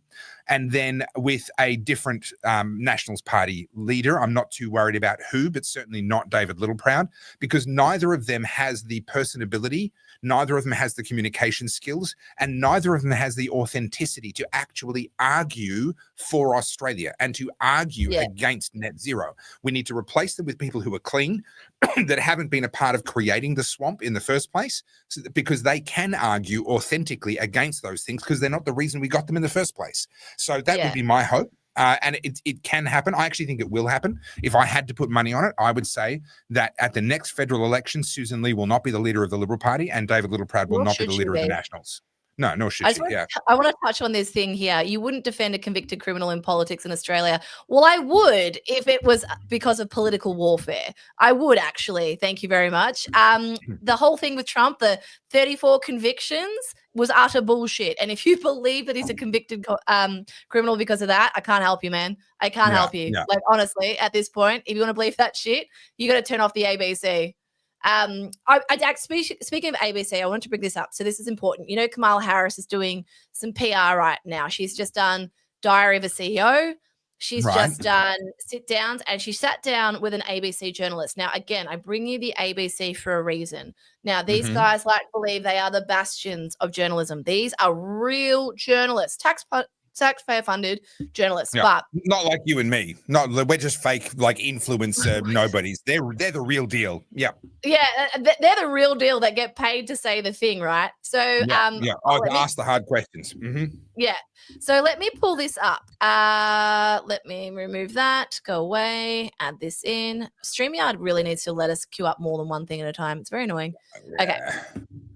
So let me add this to the stream and then play this again. Make it purpose of the book. So this is the last question. We're at time. You gotta go. Sorry.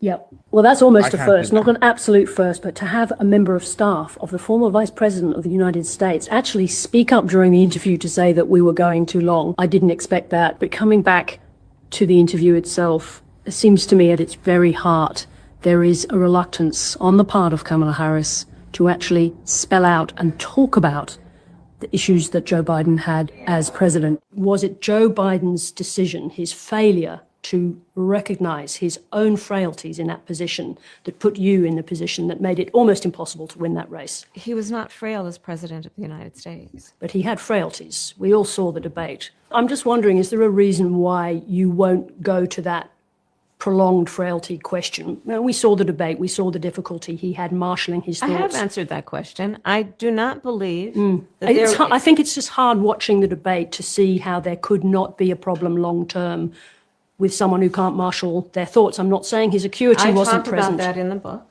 It's in the book, but it seems to me she doesn't want to say it on camera. I asked her that. She denied it, but I think there is still a reluctance there to criticize Joe Biden, which makes her current pivot a really difficult one because she's Joe Biden's vice president. It seems she's still not prepared to completely condemn him, but she's got to be a character in her own right without Joe Biden attached in order to have a chance to run again. So that, before I came in, that was the heart of the interview, and it turned out to be the heart of the interview with a little extra from her staff.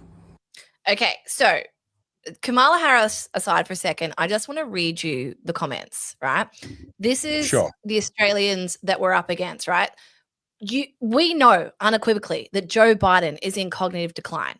And yet the fact that now Jake Tapper, we talked about him last week, is writing a book on the cover up, and he literally ran cover for Joe Biden, by the way. They all did up until they couldn't anymore.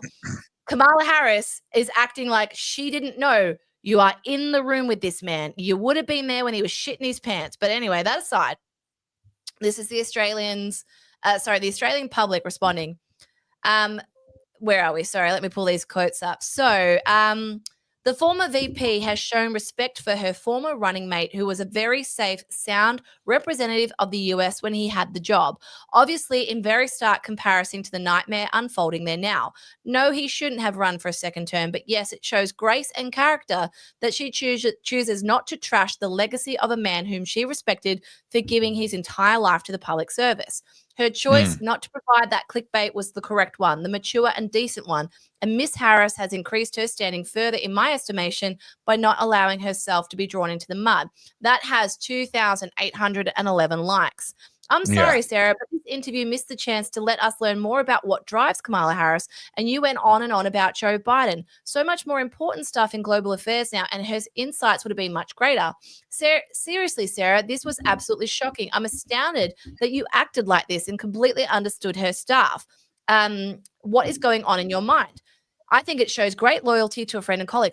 This goes on and on The and ABC. on. Yeah. These are ABC viewers, right? But so the reason I bring this up, an ABC journalist is actually trying to do her job, and Australians Yeah. are like, oh, you can't. Yeah, how dare you? How dare you?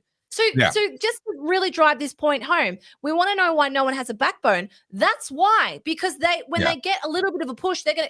I guarantee you, she will come out, or the ABC will come out and apologize. Oh, sorry, we hit the mark on that one. Fuck that. You missed Fuck the mark, the yeah. mob. Have a Yeah. backbone. Do your job in spite of the whingy, bitchy Karens on social media.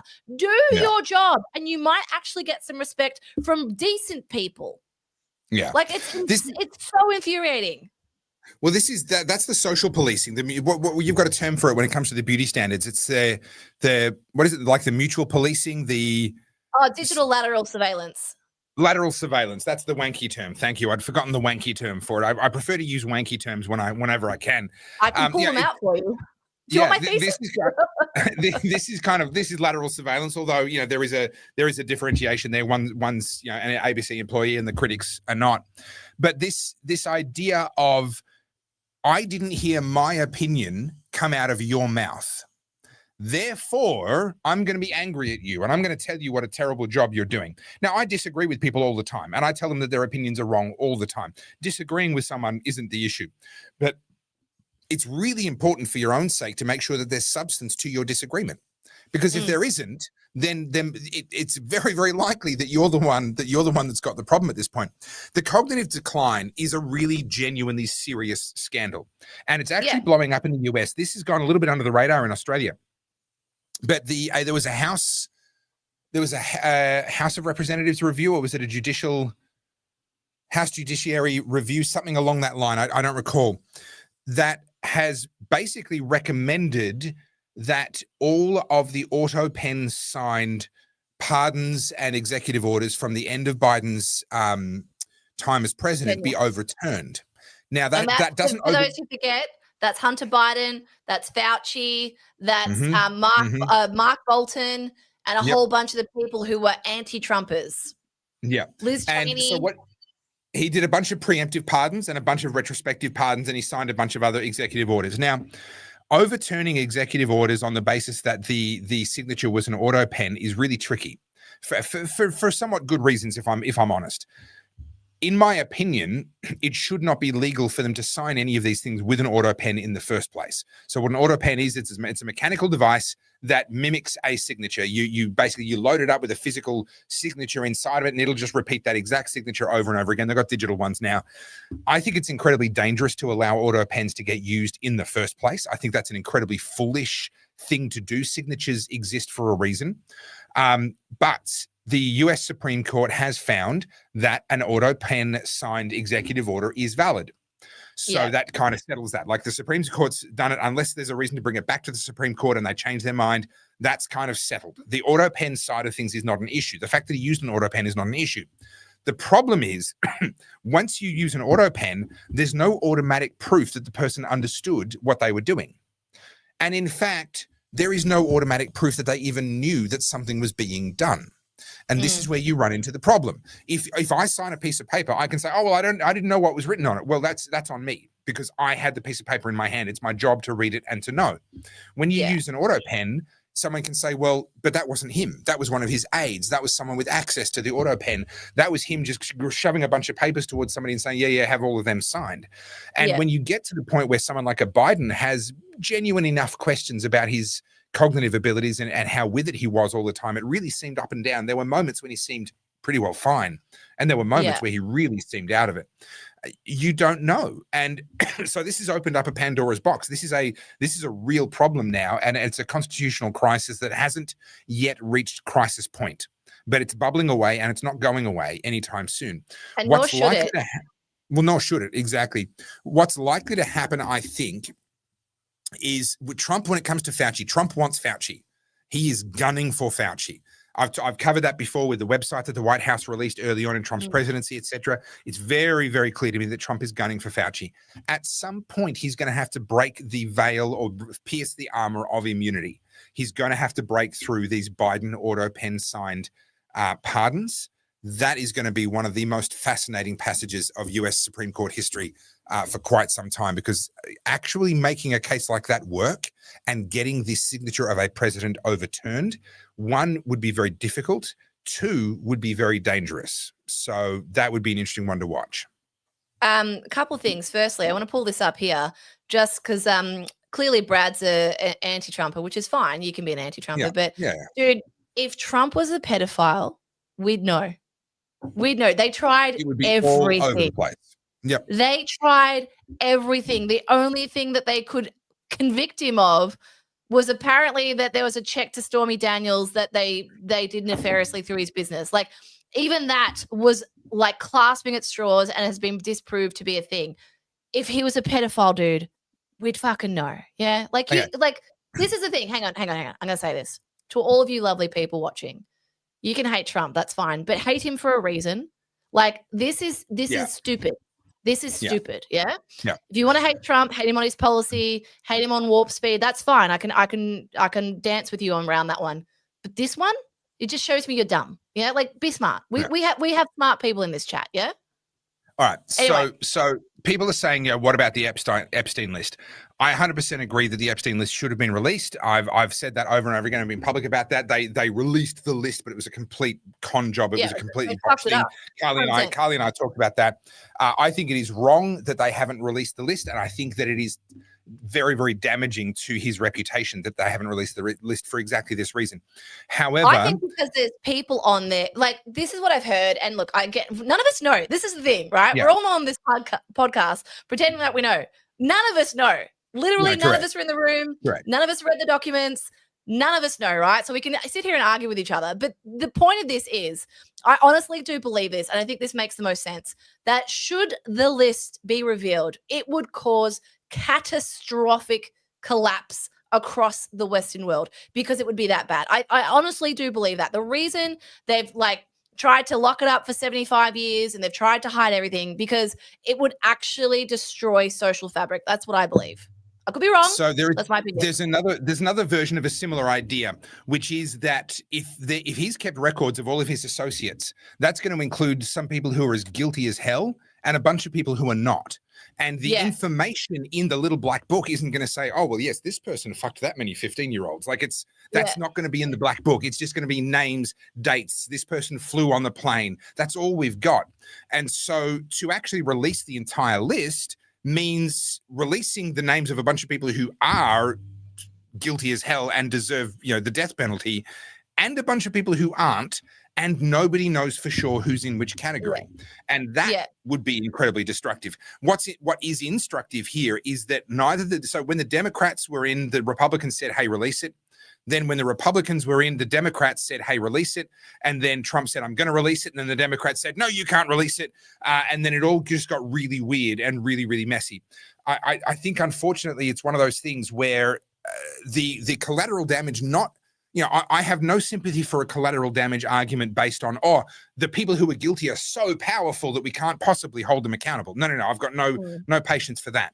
But a collateral damage argument based on the fact that there's going to be a lot of names in there of people who haven't done anything wrong, right? If he's found a certain number of clients, he has to have tested the water with 10 times that many people, maybe 50 times that many people, in order to find those clients that he could lure, and whether it was a control operation for the CIA or Mossad or whatever conspiracy theory you want. There are going to be a lot of names in that book of people who didn't do anything wrong. And that's what I think is the actual cause of the hesitation. But can I also make the point here, when we're talking about sort of this Trump derangement syndrome and people saying, he's a pedophile, blah, blah, blah.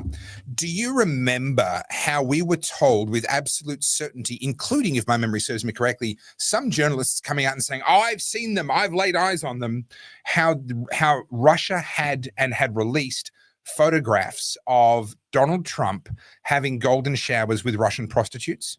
Do you remember that story? There was this whole thing about, Putin's got leverage on Trump. There's photographs of him, doing all sorts of horrible things with prostitutes in a Russian hotel room somewhere. Where is that? Right? Well, this is the And thing. where Trump's are- been accused of everything, and yet Correct, no correct. one has this proof. But what we do have, and this is the double standard that pisses me off, right? Okay, you want to call Trump a pedophile? Let's talk about Hunter Biden, because we got photos of that. Oh, yeah. We got hard drives of evidence that this guy was a depraved sicko. Yep. And they're defending him. And not only that, Hunter Biden is doing the PR rounds at the moment. He's literally coming out and talking about Trump. I'm like, bro, sit this one out. We've seen you snorting coke or some woman's ass. Like, we've seen you with a crack pipe passed out in a bloody bath. Like, just sit this one out. But this is the double standard. Oh, we know there's all this shit on Trump. Then when I see it, I'll agree with you. But until then, let's look at the actual shit that we can see. Like this, and this is the thing, right? So just to tie it all back to ABC and Australian journalism. But Trump, okay, cool. We'll talk about Trump being a pedo, as Brad just said. But can we first talk about the actual machete attacks? Can we talk about the things that we have indisputable proof that is currently happening in front of our eyeballs? Because I can deal with that, because we can see that. This whole thing that you're suggesting, Mossad's controlling Trump or Israel took out Charlie Kirk, all the conspiracies, we can deal with that when we have a shred of evidence. And it's just annoying. It's really annoying. Like I said, I said this like half an hour ago. We can talk about the pretty pink elephant that's staring us in the face, but no one wants to do that. It's infuriating. All right, let's dive into a couple of super chats. I just want to bring this up. Okay, yes. So we ever talk about this? Well, okay. So I did a whole video on this when the White House released this website. I did a whole video on this, breaking it down. This is an expensive, but this is a properly done website that features Donald Trump right at the top, and it is directly attacking Anthony Fauci. Now, Donald Trump could have had the FBI do something. He could have had the Department of Justice do something. He could have done a website from the White House that didn't have his face on it. He wants his face on the prosecution of Anthony Fauci. This is personal. This is a legacy. This is a legacy issue for Donald Trump. He views this as a mission. Now, he lays out a bunch of information here. It's a very, very cleverly designed website, not just in the graphic design, but in the layout and the way it presents information. Very, very graphical, bite-sized pieces of information, gradually becoming more detailed as we go along, with regular breaks for eye candy, with embedded videos or embedded photographs or maps or various other things to break up the monotony of this massive list of alleged, things that he's done. And then it comes down here, and twice in this website, stay on this for a second, twice in this website, they have a link. So at the bottom it's embedded, but further up they have a link to this report. Scroll back down again. Go down. I want to see that report there, that one there. So this was, you might be able to read that better than me. That was the U.S. House of Reps, was it? Or what's the seal on the front of that? The round seal on the front of that. It says U.S. House of Representatives. Yeah. The U.S. Select Subcommittee into the coronavirus pandemic has come out, and this is a damning report. This is not pretty. This is the one that came out and basically said it was a lab leak. It was funded through gain-of-function research funded by the U.S. through Anthony Fauci and the National Institutes of Health. Like, this is the report that came out and said all those conspiracy theories, they're all true. And Donald Trump has put his face onto a website that is putting this information front and center and targeted directly at Fauci. Now, what I didn't say at the time, and it's only really bubbled to the surface more recently as I've been meditating on this and just going, why haven't we seen more happen with this? What's happening with it? Was this a thought bubble at the time and then he's not doing anything with it? He either believes that he can break through the pardons through using the auto pen controversy, or he went off a little bit too early and hadn't yet realized how much of a problem that was going to be. I don't know which is true, but it's very, very clear to me from this, in my opinion, that he is absolutely going to go for Fauci. And I believe that means he has to go for the auto pen controversy. He cannot get Biden unless he can crack that defense first. Yeah, look, and I think there's a lot unfold here, and this is something you and I talk about a lot, and I know it frustrates people in the comments, but none of us friggin' know, man. Like everyone's, oh no, it's Mossad, and oh no, it's this, and like, really, we're fighting over scraps of information that get drip fed to us. Like, you've got to scratch beneath the surface. You've got to look at things from all angles. And relatively speaking, I think that people in the Oval Office right now know a little bit more than the rest of us. But, we can speculate. We can piece things together. And I mean, you and I were talking about a lab leak. I mean, it would have got you deplatformed 3 years ago. But this whole stuff around COVID, none of this is new to anyone that was speaking up about it. Every single one of us was talking about this.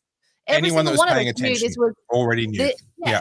So the fact that it's coming out now as we come into almost 2026, like, it's insulting to our intelligence. We already fucking know the answer. But we're just waiting for that smoking gun, or, waiting for some kind of action where someone's held accountable, whether or not they are or not. Because how old's Fauci? Like 70s? I don't think he's that old. Oh, hang on. He's pretty old. Anthony Fauci age. I mean, he should be rotting in prison, but yeah, he's old. Gosh, I am genuinely shocked. He's 84. Yeah, I told you. He's ready to kick the bucket anyway. I had no idea. Well, you better hurry up and get him then. He's about to get away with it. That's what I mean. I thought he was 15 years younger than that. Wow. He hides his age well. Must be all the adrenochrome. There you go. That's one for all the hardcore conspiracy theorists in there. We need to blast through a couple of super chats because we've got a few stacking up for us.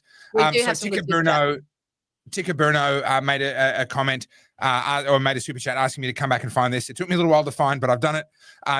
Do you know 1 million licensed gun owners are under the threat of license confiscation if we speak out too harshly? That's a big deal. Yes, it silences a lot of people, and this happened during COVID. It's happened since then. Gun owners were literally being profiled during COVID. I'm sure you know this, but for anyone that doesn't, when we were protesting, the police media unit would be out there recording everyone's faces. They would use facial recognition software. This is not a conspiracy theory. This is a fact. This is how they did it.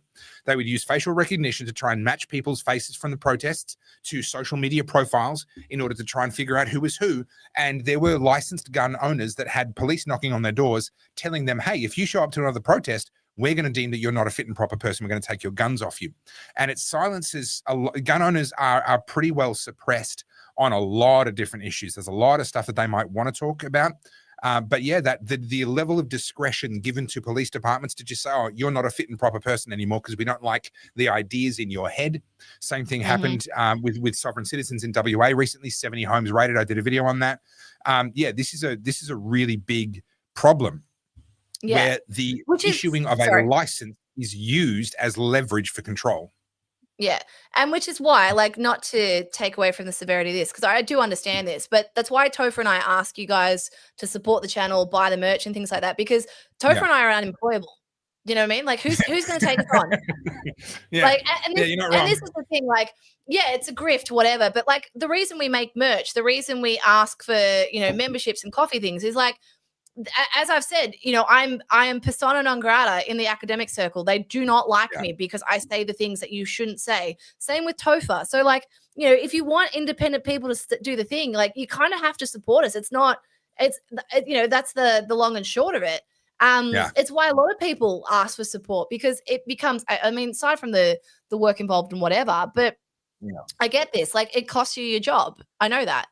But having said that, pardon me, Topher and I did voluntarily sign up for it, and we're happy to, but this is the life that we've chosen, and neither of us are asking for sympathy. I will say, though, I would have applied for a gun license, and I would be an active hunter if it weren't for what I do. I know that bridge is burned. There's no way known that they're going to say yes to a gun license for me. And it allows me to speak out. So I speak out in defense of gun owners regularly, and I can do it from the place of saying, hey, I'm not a gun owner. I'm not licensed. I don't own any illegal guns, and I don't have any legal guns because I'm not licensed to own them. So I don't have a dog in this fight. I'm standing up as a matter of principle. So, yeah, I mean, it affects us in a lot of different ways. But anyway, that's enough about us. The argument about the auto pen is that there was proven times when Biden was not at the office when signatures were made. Yes, but does he need to be at the office, or does he actually just need to know what's being signed? The point of a signature is that it proves authorization. No, I don't know if you read the chats. It's bothering people that were on the wrong side, so I just reset it for everyone. Right, So See? it's about, there we go. Okay. It's really about, did he actually authorize that? That's the question. Whether or not he was in the room is a less of an important question. Thank you, Kokomo CJ. I do appreciate that. I love my work too, and I'm very grateful that you and I have found something that we agree on. That's really wonderful. I noticed no one's done that for you, Carly. No one's thrown $10 in and gone, love your work, Carly. You want to step up? You want to maybe do something good for a change? Yeah, I've been super spicy and everything. No. Yeah, have you actually? You've really brought it tonight. Sorry. Okay. Carl's, your next photographic exhibition after Chicken in the Noodle Aisle. I've got an anagram. Sinta.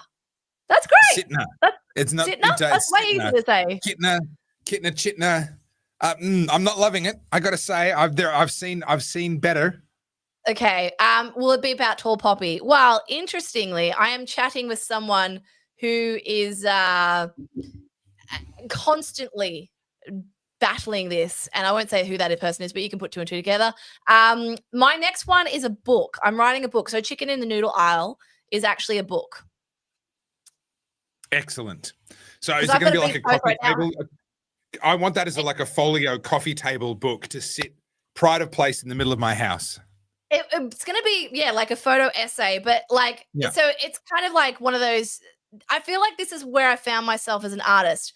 I will take satirical photos and then back it up with philosophical and psychological and sociological arguments, right? So Chicken in the Noodle back it up with wank.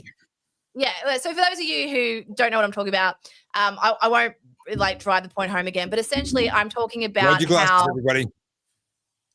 Chicken in the Noodle Aisles, it starts with displaced objects in the supermarket. So basically inherent laziness, because what did you say about this the other day? Like, we don't own the thing, so therefore we don't care about the thing. It's the tragedy of the commons. No one owns it, so no one actually cares for it. Yeah. Yeah. So, and, this stems over into lots of things. It's not just chicken in the noodle aisle. Obviously that flow-on effect for the employees who then have to go put it back. And then, of course, the shrinkage for the supermarkets for the things that they have to throw out. But this extends to things like returning the shopping trolley. It extends to things like letting people leave the parking lot first so you don't cause traffic chaos. It's down to the weeds growing on the side of the Nepean Highway. This is social decay. The problem is when you talk about these things in isolation, you sound like a Karen. But realistically, we wonder why things are falling apart because we stopped caring a long time ago. Anyway, that's it. All right. We've got a couple more super chats we've got to get through, and then there's two topics. We haven't done Mamdani, and we haven't done Bill Gates. All right, I've got some Mamdani. American news. We're going to finish with some American news. All right, let me blast through a couple more super chats here. So we have Phonic Photon, Tim Haluriak's video on the Constitution fraud is clarifying. Well, if I could spell it, I would look it up. That is a phenomenal name. That's not bad. Thank you for the tip. I will try and bookmark that. If you could send me an email, that'd be great, so that I can spell that name correctly, please, and I will look that up. Evidence for fake crimes. Oh, shit, sorry, that's my fault. Right. Thank you, Lucas, for your subscription too. But sorry, go back to the other one. There was one earlier as well that I put on screen, but I didn't call out. But thank you very much appreciated. Evidence for fake crimes can be fabricated as quickly as it can be invented. Evidence for actual crimes takes time to collect and collate. Yes. Prosecuting in a way that actually has a chance of succeeding is unfortunately a bit of a painfully slow process. It's not super. It's just a chat. Thank you. Thank you, your soul. Half a coffee. $5 is half a coffee. That's probably not wrong. Do appreciate half a coffee. Bad, isn't it? $5 is half a coffee. Carl's and I will have to fight over who gets that half. I'd implore you both. Well, Joe, I'm very pleased that you have low standards. Thank you. I'm glad that people like you exist. A political strike team, maybe, like the Shield, but in politics. Yeah, maybe. Eric Alistair supporting the fellow unhirables. Oh, look at this. Oh, Baz. Teacher's pet. Baz, you better be on the Oddies YouTube. Otherwise, that goes to Topher. So be careful. If you're on Topher's feed, it goes to Topher. I'm pretty sure he is. I'm pretty sure he is because he's in the chats and arguing with people. So, all right. And then we have D. Mayer. Should cover a couple of coffee beverages. God bless you, Topher and Carls. Thank you very much. We do appreciate that. Okay. question here. How likely the Libs dump net zero leadership spill incoming? I'm going to say it's a certainty that they will dump net zero by 2050. That is a certainty. And I'm going to say there is at least... Just clarify that. When you said dump it by 2050, do you mean dump net zero in recent, you know what I mean? Just clarify. Yeah, okay, good point. So the policy is called net zero by 2050. That's the Liberal Party version of the Labor Party's one, which is 2035, I think, or whatever it is. So they will dump that policy soon. I think they'll dump that policy probably within weeks, if not possibly days. It could happen this week, but I'm going to say within weeks. I don't think that they will go to the next election with Susan Ley at the helm. Yeah, I don't see that happening. I think it'll be probably. I don't know. I vacillate a little bit on this. Probably, if I was a gambling man, I would say Angus Taylor, because he's a little bit more senior. He's been in there for a bit longer. He's probably seen as a bit more electable, whereas Andrew Hastie is viewed as a little bit more of a hard man. So probably Angus Taylor at the helm, possibly Jacinta Price as the deputy under Angus Taylor. That's something like that. I'm not making that as a prediction, but in terms of dumping net zero, I think that's a certainty. Leadership spill between now and the next election, 75% plus chance, and I think it'll happen before the end of next year. So I'm not saying it'll happen this year. If I was planning to take over the leadership of the Liberal Party, I would not want it for the next 6 to 9 months. I want the next 6 to 9 months to continue the train wreck, and it's for things a to known get thing, worse. though. When there's a leadership spill, the new leader runs on a bit of a high. So you don't want to have that too early. You don't want to peak too early, as they say. Correct. You want to ride that. You want to still be somewhat fresh and be offering an alternative, a break from what has come before. So, strategically. Joe is already throwing in support for the Noodle Aisle book. Thank you, Joe. Thank you, Joe. Much appreciated. Should Victoria use Section 119 of the Commonwealth for domestic violence? I don't know. I don't know what that's referring to. So sorry. I'm assuming that's the Constitution, Section 119 of the Constitution. I don't know what that is off the top of my head. Sorry. Carly, you're a constitutional scholar. You can tell us off the top of your head. I can honestly say that I know the American Constitution, but know nothing about the Australian, which is terrible, but it's a very unexciting document. I have read it's not Black's. What is it? It's there's an annotated Australian Constitution. I have read that. It was 15 plus years ago, and I remember next to nothing. So there you go. All right. I haven't looked at it, but it's very dry.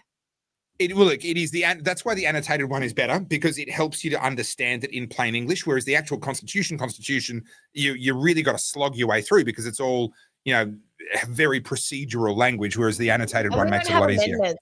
The Americans with their amendments makes it very easy to understand. Fair enough. All right, here we go. Joe, friend of the show and generous donor. Let's have a look at this. Question for you both. What are the chances that Barnaby is going to join One Nation? After he was portrayed as a beetroot on Please Explain? What? You think he can put that to one side and still join Team Pauline? It's an interesting question. Carls, do you have an opinion on this?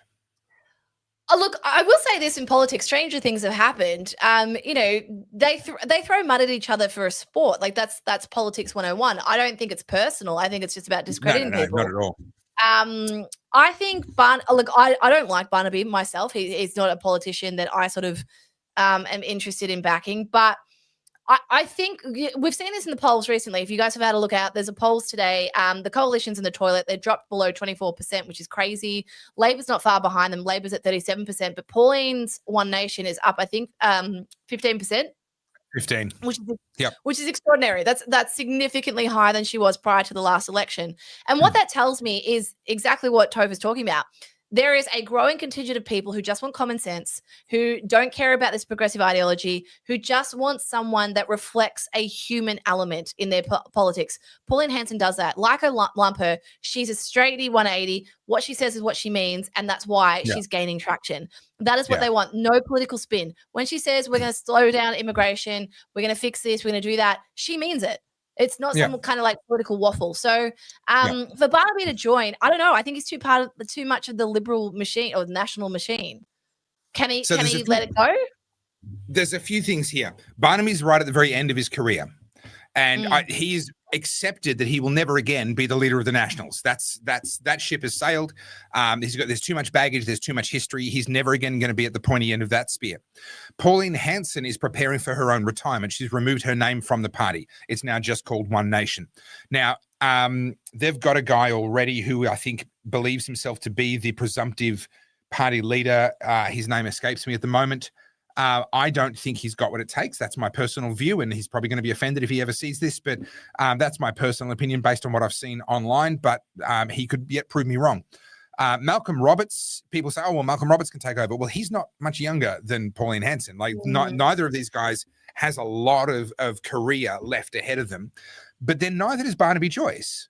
Like, he's not a young man either. He's been around for a very long time. He comes with a lot of baggage. He's a very big personality.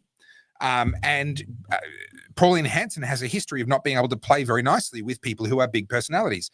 Pauline Hanson runs her party like it belongs to her, and kind of fair enough because it does, and she literally went to prison for it. So I don't really begrudge her saying, no, if you're going to be in my party, you're going to do it my way. I think she has the right to do that, but other people, there's a long history of people joining and then leaving the One Nation party pretty quickly. So I think that Barnaby Joyce would be foolish to join with One Nation. I personally think that he was foolish to announce that he wasn't going to run with the Nationals in the seat of New England again. I don't know whether the most charitable explanation, and I don't actually believe this to be true, but this is the most charitable explanation I can come up with, was that he was doing that to increase the leverage on the the National Party leadership to abandon net zero to win his support back. So that he wouldn't defect. That's the most charitable interpretation that I can come up with. I don't think that's true. I think that Barnaby Joyce is recognizing that his retirement is not that far away. He doesn't feel very special inside the Nationals anymore. He wants his moment in the sun, and he thought maybe if he ruffled some feathers and made some threats and courted One Nation, whether seriously or not is kind of beside the point, that might cause him to be brought back into the fold and to be elevated and have his feathers zhuzhed a little bit, which is something that he seems to like. The reality is Barnaby represents the past of the Nationals Party, not the future. And I don't think that what happens to him is anywhere near as important as what he thinks it is. I will say this about politics, and I mean, I put this comment out. You clearly haven't noticed it, but everyone's like, "We need Carls." Can you imagine? Can you even imagine me going up against Albo? I'm getting rid of that comment because I don't want to imagine it. He would wet his pants. Like, people like that. You know what's funny, right? Like, I'm not the best debater because I don't necessarily have like a Ben Shapiro recall. But when it comes to confidence and speaking to someone and looking them in the eye and being able to have conversations, like, I'm pretty good at that. Like, I don't have an issue with that. I have noticed with a lot of these people, I've met a lot of these Labor MPs and a lot of these people who are in power. They can't hold eye contact. These people are actually incredibly insecure. And so what you need, that's why someone like a Trump or a Farage or Georgia Maloney does well, because these are people who actually have very strong personal constitutions. They're people who are confident in themselves. Going into politics, you're going to be not assaulted, but like insulted. Yeah, you're going to be attacked, insulted, called names. Yeah. It's part of it. Being a public figure, same shit, right? You just have to deal with it. And it does take a little bit to get used to. To be honest, it wasn't easy. But when it comes to politics in Australia, we have a lot of older people. Nothing wrong with old people, but we need fresh blood. Like, I will say this, right? You know that 21-year-old Labor MP, the young girl? She's doing all the TikTok stuff and she's copping it, right? But I will say, can you imagine being a 21-year-old going into politics? Like, rightly, wrongly, I think she's too inexperienced, but I will say this, good on her for giving it a crack. And she also got elected, credit to her. Yeah. We do need young people in there. I think 21 is a little too young, only just because like she's lacking in life experience. That's not to say she's not intelligent. We probably disagree on a lot of things, but there is no incentive for young people in the peak of their career to get into politics. And what I mean by that is if you're currently working in the private sector, you're in your 30s and 40s, they're your breadwinning years. These are the years where you build your reputation, you start to acquire wealth, you start to get promotions, you start to see success. What would make people leave the private sector to go work in the public service? It's not money. People think it's money. It's got Yeah. nothing to do with that. You got to feel like, A, you're building a legacy, that you can actually have an impact, that it's a use of your time. And if you go from, let's say you're in a C-level job in a private business and you come across to politics, Topher's left the chat, he doesn't care anymore, right? You think about this. You're going to give up your cushy job, your anonymity, why can't I never get that word out? Anonymity. Every time I say it, I'm like, blah, blah, blah, blah. You're going into the public sector where you're going to be, basically hung, drawn, and quartered by the public. Why would you give that up? Money is not enough. There has to be a reason, and there isn't one there. One of our viewers has just activated my almonds. Oh, God. Yes, everybody, that is a drink. That should be on the mug. Activated It almonds. needs to be on the mug. Absolutely, activated my almonds. I think if we're going to have a spicy Carl's plushie with you as a Carolina Reaper, we need to have me as an activated almond. Those are the two plushies. I like it. And that is actually on my list of things to do this week. The plushies are coming back. I'm back on it. Excellent. Okay, now this got me going, and you, Carl, will understand why. Dragonic Horizons says we still have this shitty ranked choice voting. Oh, almonds activated. You can vote 1 Libertarians and 2 One Nation. Yes, you can.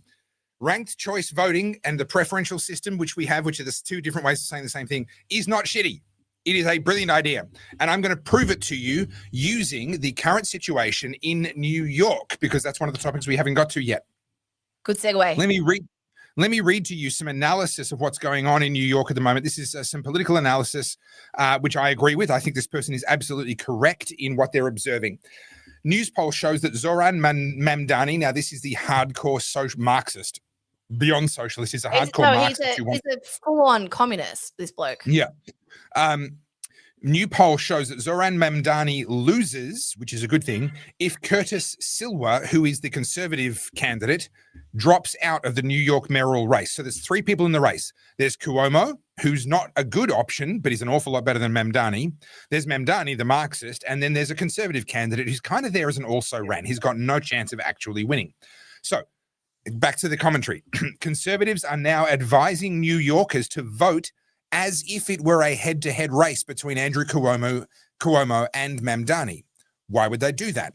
Well, let me jump down to the polls. The latest poll puts Mamdani at 44%, Cuomo at 34%, and Silwa, the conservative, at 24%.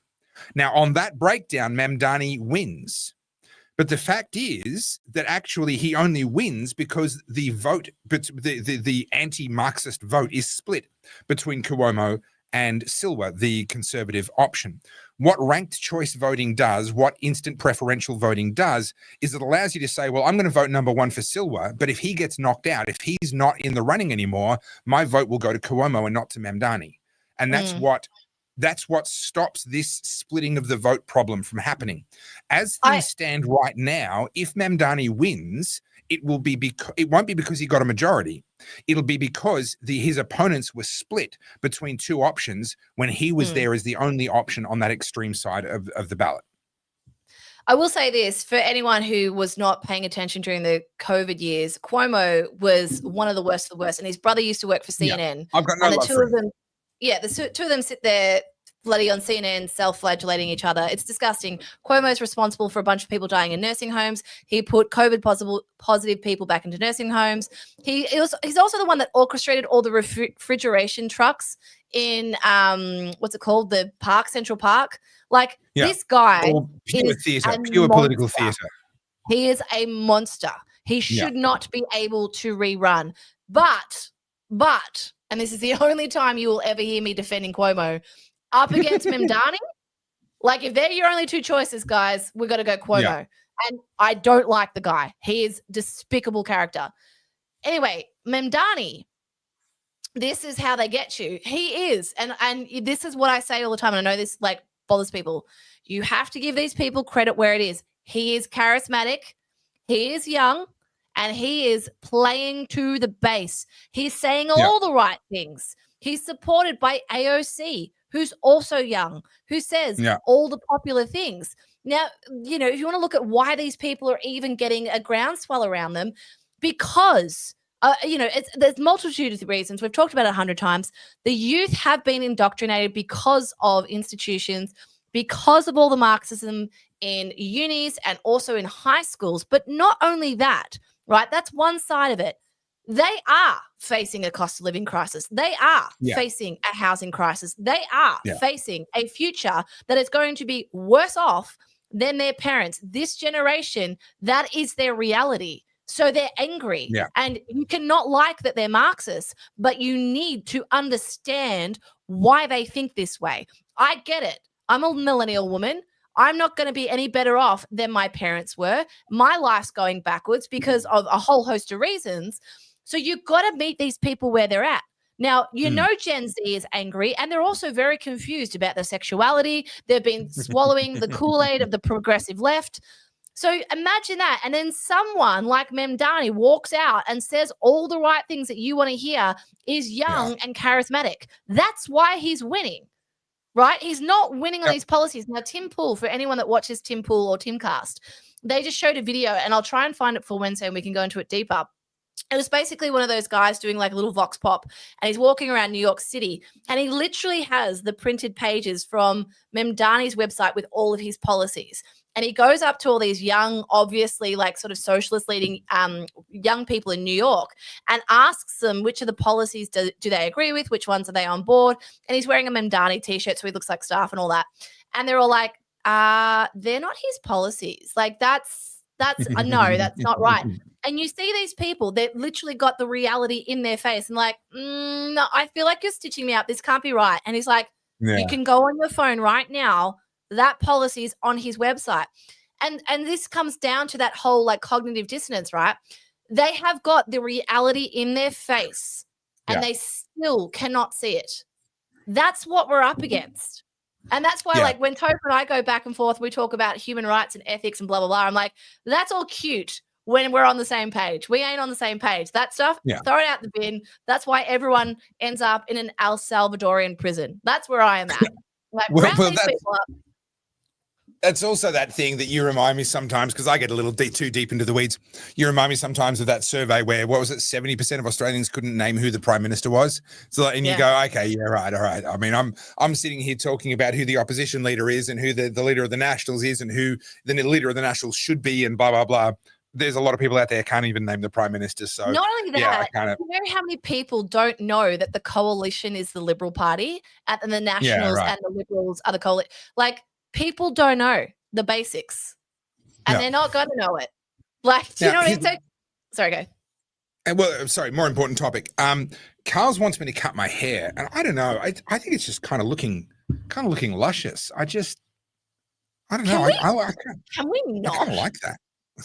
What? For those who are asking this question, because it's very important, the Oddcast HQ on YouTube, I've just put it in the chat.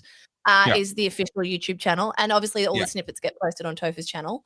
But the Oddcast HQ chat, that's where all the OG oddies are, and they have a drinking game, and you will die. So unless you are a seasoned drinker, I'm warning you guys, it's crazy over there. They're all quiet, they're all dead. Sorry, guys. Couple of super chats here, and we do need to wind up. Joe asks, "Is it right that I was asked to take my Australian flag down? How dare you? Did you?" Sorry, you displayed an Australian flag in Australia? What are you thinking? Don't you know what happens when you try and take an Australian flag into Parliament? What makes you think you can put it on your house?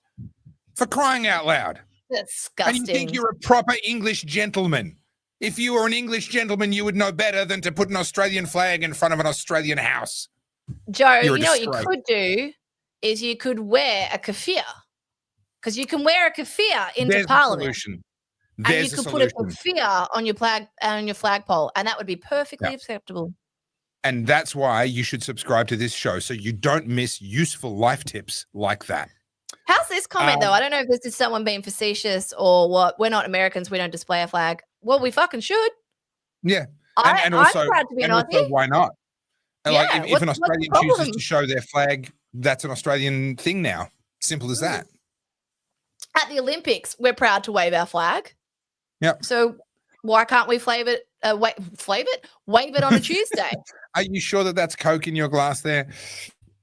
There's Alrighty, a reason I'm the pri- spicy tonight. The price of spicy. Keep the hammer down, Carls. Thank you, Wayne. Much appreciated. Polling should be age 30 to 70 or next. End of terms, 10 years in the actual workforce. I see. So you've got to be work for 10 years before you're allowed to be in politics. I want to agree with this, but I've had this out with Carly before. I don't think that we can or should put any additional artificial restrictions on who can run and who can't, because it's really dangerous and it's really prone to manipulation. Ultimately, the electorate are the ones who should have the final say. And I would like to believe that anyone under the age of 40 wouldn't get elected, because the electorate would be smart enough to go, yeah, nah, go and get a few more years experience and then come back and talk to us at that point. Well, we know that a lot of younger people do, and now even like really young people do. But in the end, it has to be the decision of the electorate. It can't be some artificial other construct, in my opinion. Yeah, you and I disagree on that. But Liam here is throwing some fighting words at me. All right, Venezuela. It's got to be in context. We can't just be throwing words around. Masters. But hang on. I have talked about Tolkien twice. You did bring up Bukele earlier and El Salvadorian prisons. I don't know if I have brought up Venezuela. I'm not sure. You've talked a lot about your masters. Liam, I disagree with you. Okay, so what we need is for a true super fan to go back to the very first episode, before we even knew that we had a drinking game, before we even knew what the words were, and rank every single episode according to their drink score. How many times would a loyal follower have had to drink during that episode? And they can tell us. No, they don't have to drink. Like, that would be suicidal. Okay. But they just count them and give us an episode by episode drink score. What was the drink score of episode 38? I don't know. Do you know? Surely I can create an AI model that can do that for us. Surely I can do that. I can upload the transcript. Come on. There you go, Carly. There's a valuable use for AI. For those who don't know, because I know like we've just started adding your Facebook page on here, guys, if you follow the Oddcast, we do an episode Monday like this. So this is live and we talk to you guys in the chats. And Liam now has a small buzz. Liam, I'm just doing one for the team, mate. So we do this one on Monday, and then on Wednesday, it's a pre-recorded one that goes live, or it premieres on YouTube at 7:00 on Wednesday. Yep. And I'm in the chat with all the OG oddies, and we have a round, like an absolute laugh in there. And I will tell you that the chat is completely different to what's on the screen. So they're watching the screen and having a totally different chat in the chat. And also, after the live stream, after the premiere finishes for that Wednesday episode, all those chats disappear. So you have to be there. You're either in there as part of those people watching the premiere, or you just get the other comments that get made later on, because they all disappear. So if you are watching, it's a great point, Carly. I hadn't thought about this. If you are watching on my X, on Carly's X, on my YouTube, or on my Facebook, make sure that you've subscribed to @The Oddcast HQ on YouTube specifically, because there is no other way that you're going to see that Wednesday night episode. That is the only place, except for like it does go up on podcast platforms. But in terms of video, that is the only place that you will find our Wednesday episodes. It's a good chat. And just to round out what we're saying, the OG oddies, we call them, all the oddies, they have started a drinking game. It's very dangerous. Basically, you take a shot every time we mention the words we were just talking about. So you might die. I'm just warning you. I don't want this on my conscience. Yeah, it's not pretty. All right, we've got to blast through a few more super chats because they're starting to come in thick and fast. Guys, we're trying to wind up the show. The biggest danger to us is changing the voting age from 18 to 16. We don't need the public education system voting with how they educate kids lately. Yes.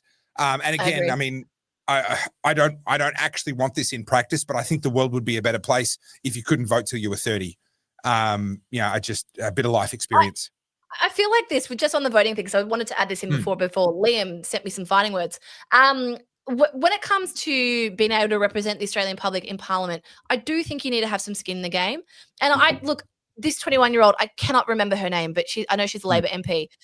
I appreciate her courage. I appreciate her enthusiasm. And I don't want to discourage that. Just because I disagree with her politically, I don't want to discourage that. She doesn't have any skin in the game. She hasn't been in the private sector. She hasn't run a business. She probably hasn't bought a house yet. She obviously doesn't have kids yet. Like, I feel like there needs to be something that she is doing that she can make herself a bit more relatable to the public. I do believe that. And I think that 30 would actually be reasonable. You need to be 30 to be, and not only that, like it gives you a chance to like go and have a life. Like go and live. do Yeah. something. Once you're in politics, if you're actually in politics, if you're actually doing it, it is all consuming. So I don't want to be in politics. You know, I look at I know people complain about how much politicians get paid. You know, when I was running to be a senator, I've never made 200 grand in a year in my life. Senators get paid 220 grand. But I looked at the money and looked at what they had to do and went, if I actually get elected, which I was running to make up the numbers in Tasmania, if I actually get elected, I'm like, that's not enough money for how hard the good ones. There are the lazy ones, of course, but you look at it like Senator Malcolm Roberts is my benchmark. I talk about him all the time. He is my benchmark. That is what a senator should be. He does not get paid enough for the work that he does and the commitment that he has to his work. So yeah, if you go into that when you're young and you actually take it seriously and you let it consume you to the degree that it should, gosh, I wouldn't want to live like that. Not from a young age. Just to answer this question, it just comes down to people vote red no matter what. Like that's pretty much it. And I was actually having a chat with someone about it's Emily from Voice of Victoria. We were talking about Jacinta Allen next year, and I said that I do believe that Labor will get back in Victoria, but I think she'll be ousted from her seat. And Emily made a comment. She's like, they will throw everything and the kitchen sink at Bendigo to make sure the incumbent doesn't lose her seat. And they might, and I'm sure they do, like they did that with Daniel Andrews, because Emily and I and myself were involved, obviously, with Ian Cook trying to take on Daniel Andrews. And from what I understand, he is running again next year. But when it comes to Jacinta Allen, I just don't think if she somehow gets reelected, knowing how much Bendigo hates that woman, like I don't, I give up. Do you know what I mean? If she somehow gets reelected, and to be fair, she only needs 31%, 32% of the vote.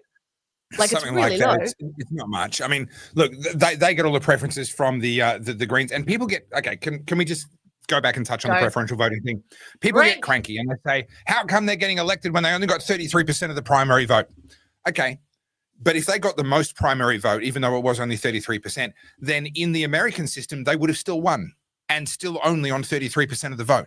I don't like these people complain about the preferential system and don't realize that no matter which system you pick, it starts with the same problem. No one got 50%. The highest anyone got was 33%. The different systems choose to do different things with that information. And I think our system happens to be the best. And I will defend that. I've made videos about that. I did the whole marbles thing to explain how it works. Our system is genuinely brilliant. But if you say, we need to get rid of preferential voting, that doesn't get rid of the fact that the highest score, so to speak, might be 33%. What are you going to do with that? In a first past the post system, in the American system, in the French system, in the Australian system, we all do different things with it. In the American system, they give it to whoever got the most. In the French system, they have runoffs. So they say, right, we're going to keep the top two, and we're going to have another election a few weeks later where you come back and you only vote for those top two. Well, that's the same thing as a preferential system. We're just asking ourselves, who are your top two? Who are your two-party preferred out of those? So why not put it in the ballot in the first place and do what's called instant runoff, where as soon as we have the primary results, we can then calculate the runoff. We know what the result would be if there were a runoff election, but we already know, so we don't have to have one. Like I struggle to see how people don't realize that this is a better way to do it. Anyway, I think honestly, it just comes down to literacy with our political system. That's what it is. But anyway, continue as we were. Joy Division, yes. I don't know who the Prime Minister is, but I always buy whatever band T-shirt he's wearing. Listen, if I can get a Prime Minister one day to wear good people break bad laws, I would die a happy man. Can I just say something on the whole Albo wearing the Joy Division shirt? Like, I talked before about Trump being relatable, right? Like, even though he's a billionaire, people find him relatable. Albo doing the whole PR move, like the Joy Division, or like maybe he does like Joy Division, who knows? But it feels disingenuous. It feels cringe. Every time they do something, like Jacinta Allen putting out like her Gen Z kind of TikTok-y things, right? Or like her tweets, whatever, trying to sound cool. I'm like, it's just peak cringe. I can't stand it. Just if Albo came out and said, I'm a big fan of Barbra Streisand, I'd be like, fucking go you, man. Like, that would feel more authentic. Yeah. Do you know what I mean? Like, there's just something about it that makes me go, eh. Yeah. Yeah, and that's fair. That's fair. Just going through a few here. You shouldn't be able to vote unless you pay tax. Again, I agree. I actually agree. But that brings up so many other issues. Yes, would we get better results? Yes, I think we would. Does it create some other issues? Yes, I also think it does. Would I prefer to live in that world? Yes, I would. I would gladly swap to a world that worked that way. But I have some reservations. But let's not go down that rabbit hole. Joe, friend of the show, says played the drinking game, but even in that, and also the change of voting and then the extension of a federal cycle smells really bad. The change of voting and then the extension. So change of voting down to 16s, I think. The extension of a federal cycle. So they've talked about changing it from 3 years to 5 years and various other things. Having served for this country, I see bad things. This is bad. Look, Joe, I'm actually really optimistic about Australia, and this might be a good spot to kind of work towards winding up the show, Carly. But I genuinely believe, I said months ago that the end of net zero is closer than people realize, and now all of a sudden we're here. With the Nationals having abandoned it, I'm convinced the Liberals will abandon it.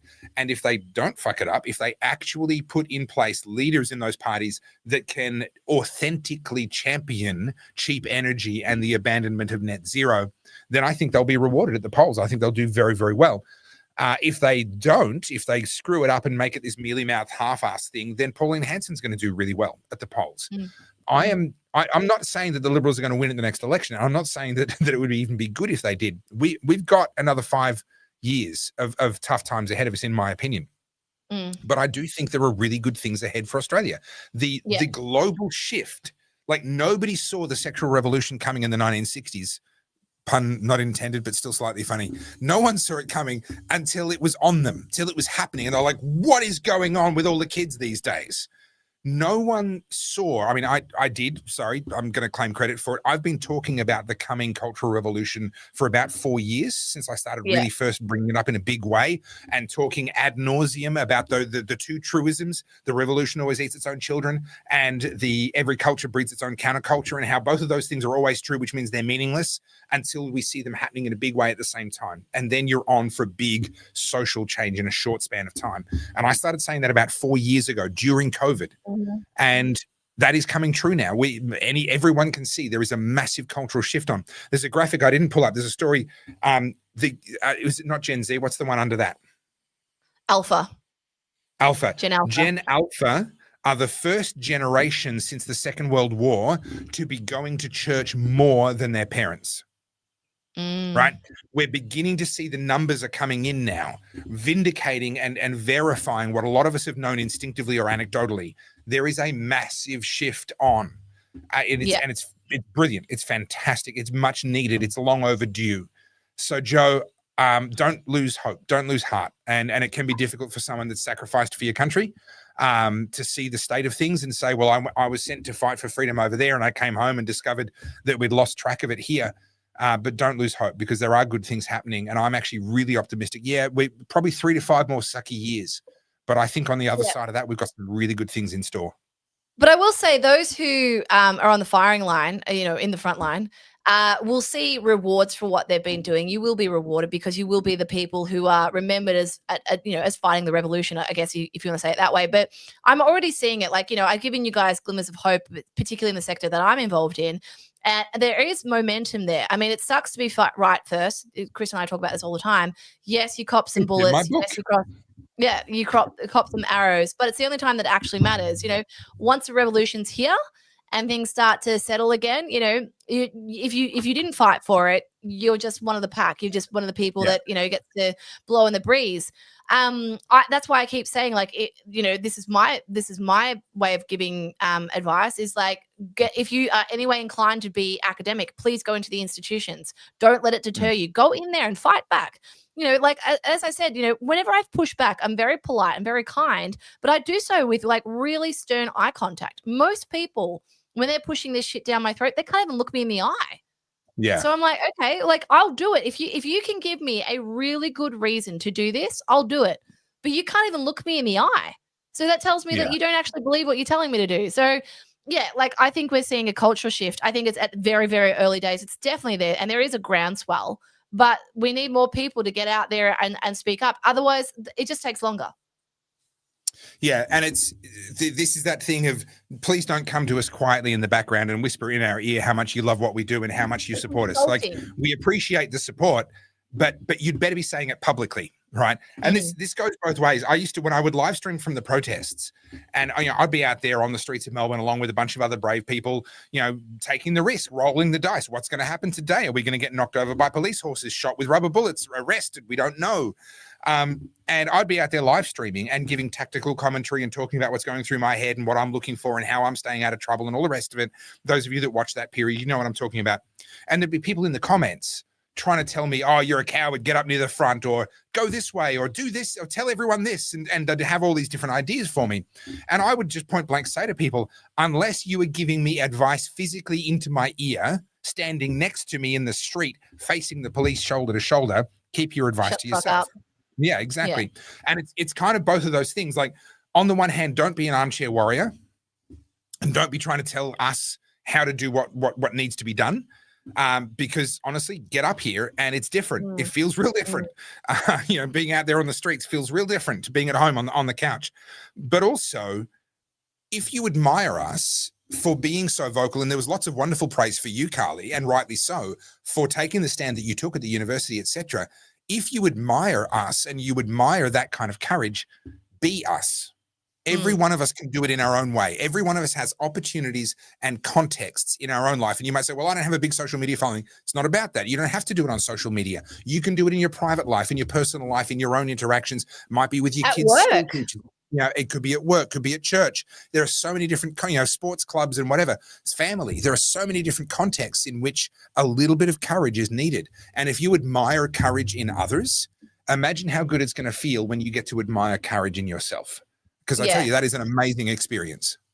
Yeah. And I'll save this one for Wednesday. We'll talk about it. But I've seen some really encouraging things from extending, not an olive branch, I wouldn't say that. But like I said, I'm unless someone asks me outright what my politics are, I don't talk about politics at all. Like at uni, no one knows that I have this podcast. No one knows that I have, political leanings. I don't speak about it. Secretly hate watch. Yeah, no, maybe they do. Maybe my lecturer is watching right now. Who knows? Yeah. But I protest quietly when there's an opportunity. I don't go, fuck you. I don't walk into uni going like this. You know what I mean? I don't do that. I do it by like politely declining to include the welcome to country in my thesis. Yeah. And only until they I will make them, like I said, look me in the eye and ask me why I've neglected to put it in there. And I'll happily tell them, I said, it's a political statement. I won't do it. And then do you know what they do? They're like, yeah. Well, they've never had to have that conversation before. No one's ever actually said that to them before. Yeah. They're being forced to think for the first time. Yeah, so it's not like I'm going in there like literally holding a gun to everyone going, oh, I'm a conservative, you'll back off, because I'm not even conservative. But do you know what I mean? Like it's not like that. I think a lot of people think like you have to go in there, being extroverted and fighting back. No, it's civil, what do you call it? Civil disobedience. Good people break bad laws. Good people do, indeed. Well, that sounds I really need to go. I am desperate to go to the bathroom. Just so everyone knows. And you need to get some. You need to get some sleep. You've had a big week. Congratulations. Hopefully, we don't get cancelled, hard or soft. But we'll see how we go. We're just going to say that we're going to speak the truth and do what we do. And hang on. Hang on. Whoa. Well, okay, Tricky, you're being hard on yourself. For those that are listening, I will feel ashamed for the rest of my life that I never went to a protest. Says Tricky Hat. Okay, none of us can change the past. Right. There's a lot of people that are dealing with, not going to a protest. There's a lot of people dealing with regret for having gotten a jab, and they might have gotten it because they believed it was the right thing or because they were bullied into it or any one of a number of things. There's people that are dealing with that. There's people dealing with regret and shame in all kinds of different ways. And I would suggest, rather than defining your entire future based on the shame that you'll feel for something you can't change, can I just suggest you reframe that and use that pain, because that's what it is. It's a pain. It's a disappointment that you feel in yourself. Use that to think through your values. And I have a masterclass on this. I'm not going to try and sell it to you now, but I will be re-releasing it next year, to think through your values and think through who you are, and to choose that you will never add to that ever again, that you will go through the rest of your life. Yeah. There will be more opportunities. So you didn't go to those protests. Yes. Yeah. But there will be more. And it's not like there's other ways of protesting too. It's one thing to be in the streets, obviously. That's one part of it. But like I just said about the welcome to country and things like that, that's a form of protest. Just pushing back. It doesn't always have to be holding a placard and chanting. But it doesn't even have to be protest. There are so many ways that you can give and support. There are so many people out there, whether it's politicians and political parties and what have you, whether it's lobby groups, whether it's community groups and charities that are just trying to help other people. Forget politics and policy and all of that for a second. There are so many people out there in the world breaking their backs, trying to do some good. And the world of difference that it would make to them for someone to come along and go, hey, listen, what would it mean to you if I showed up 4 hours a week? What do you need? Maybe they need some office skills. You can stay at home, just do stuff on spreadsheets, and it's going to make a world of difference to them because it helps them to stay organized and stay on top of things. Maybe it's someone who's physically out there doing stuff with them. There are so many ways that you can give. So I would really strongly urge you, Tricky, to move away from this frame of mind that says, I've got this thing in my past that I can never undo and it will define my future. And move away from that and say, I've got this thing in my past that causes me an enormous amount of grief, and I'm going to use that to focus my energy into doing something good in the future. Yeah, I agree. And we can't, and that's why when people say, oh, I'm so mad that I took the vaccine, don't be hard on yourself. You like you and I talk about this a lot. But honestly, before we came onto this podcast, you did say, Carly, I know you're tired, so this doesn't have to be a 2-hour podcast, and it's actually been one of our longest. So can we please relieve my bladder? Okay, fine. Tricky, well done for helping people with paperwork. I think I know what you mean. Well done. You can be proud of that. All right, everybody, good night. Follow at the Oddcast HQ. Make sure that you are there on our YouTube channel at the Oddcast HQ on Wednesday night for the full show, and buy us a coffee. Am I pointing the right way? Yes, you are. You're pointing at the right thing. Thanks, guys.